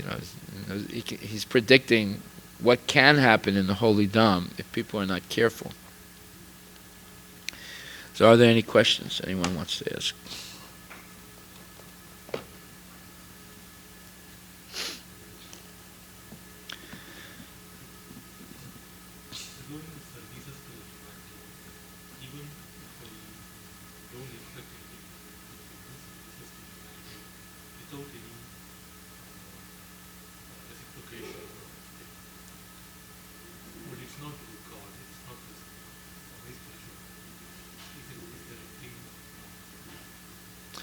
Okay, basically your question is this, that let's say I just serve humanity. I'm not Krishna conscious, I just serve humanity. And I do it without any expectation, right? Just to serve humanity. Is that okay? That's what you're asking me, right? Right. Well, this is answered in Bhagavad Gita, 12th chapter. Krishna says,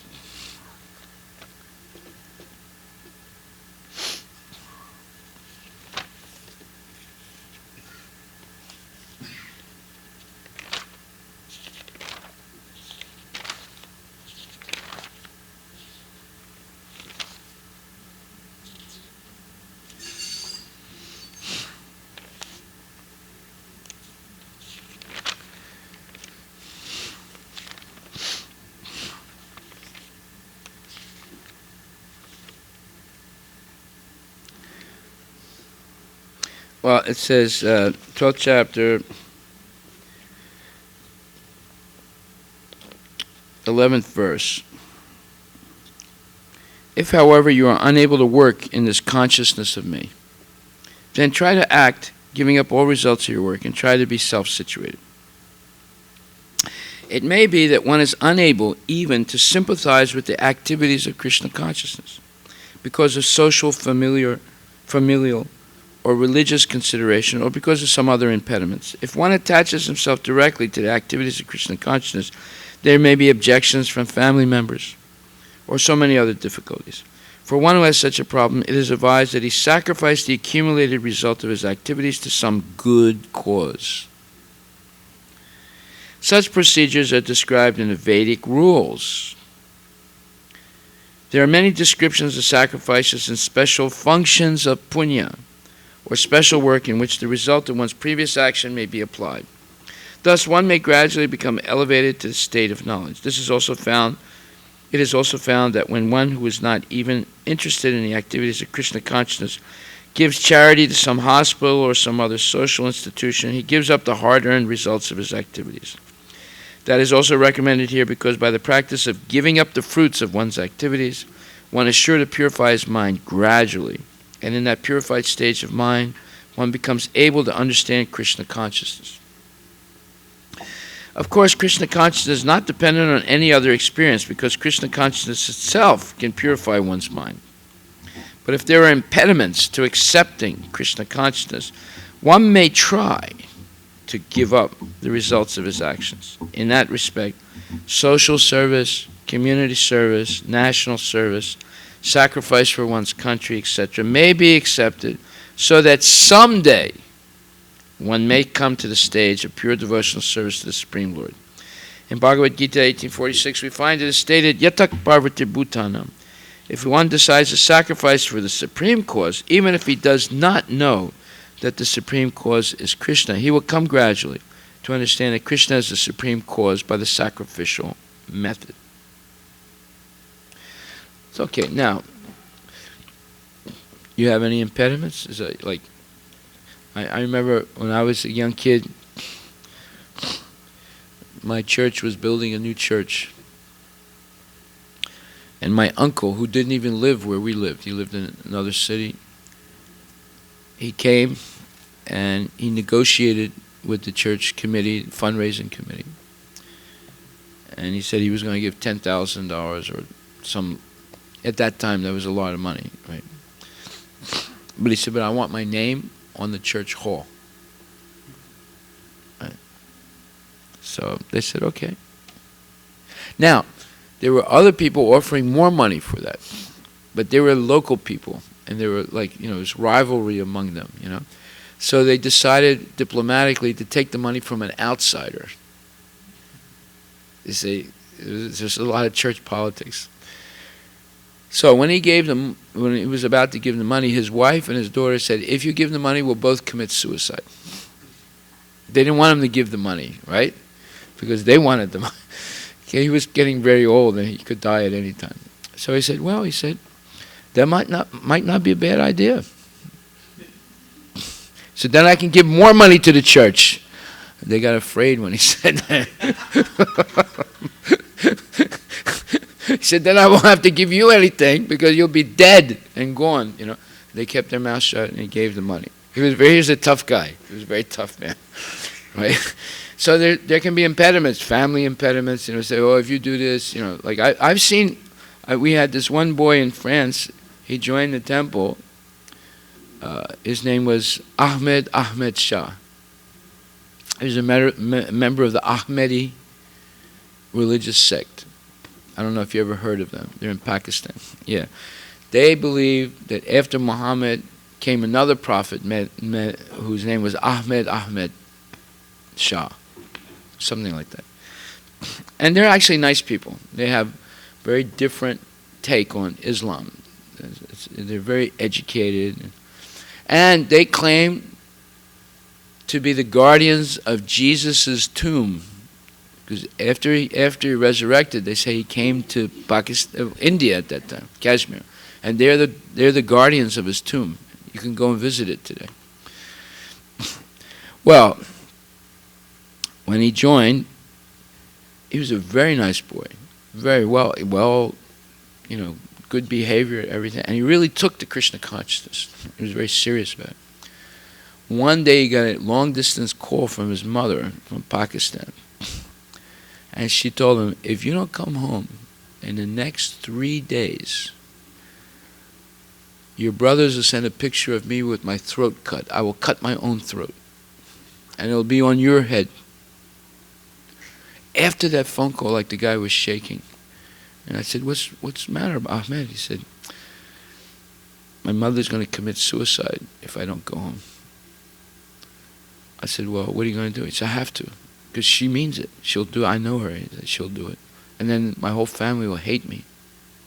So he went home. That was it. He never came back again. There's an example, right? Because of family pressure.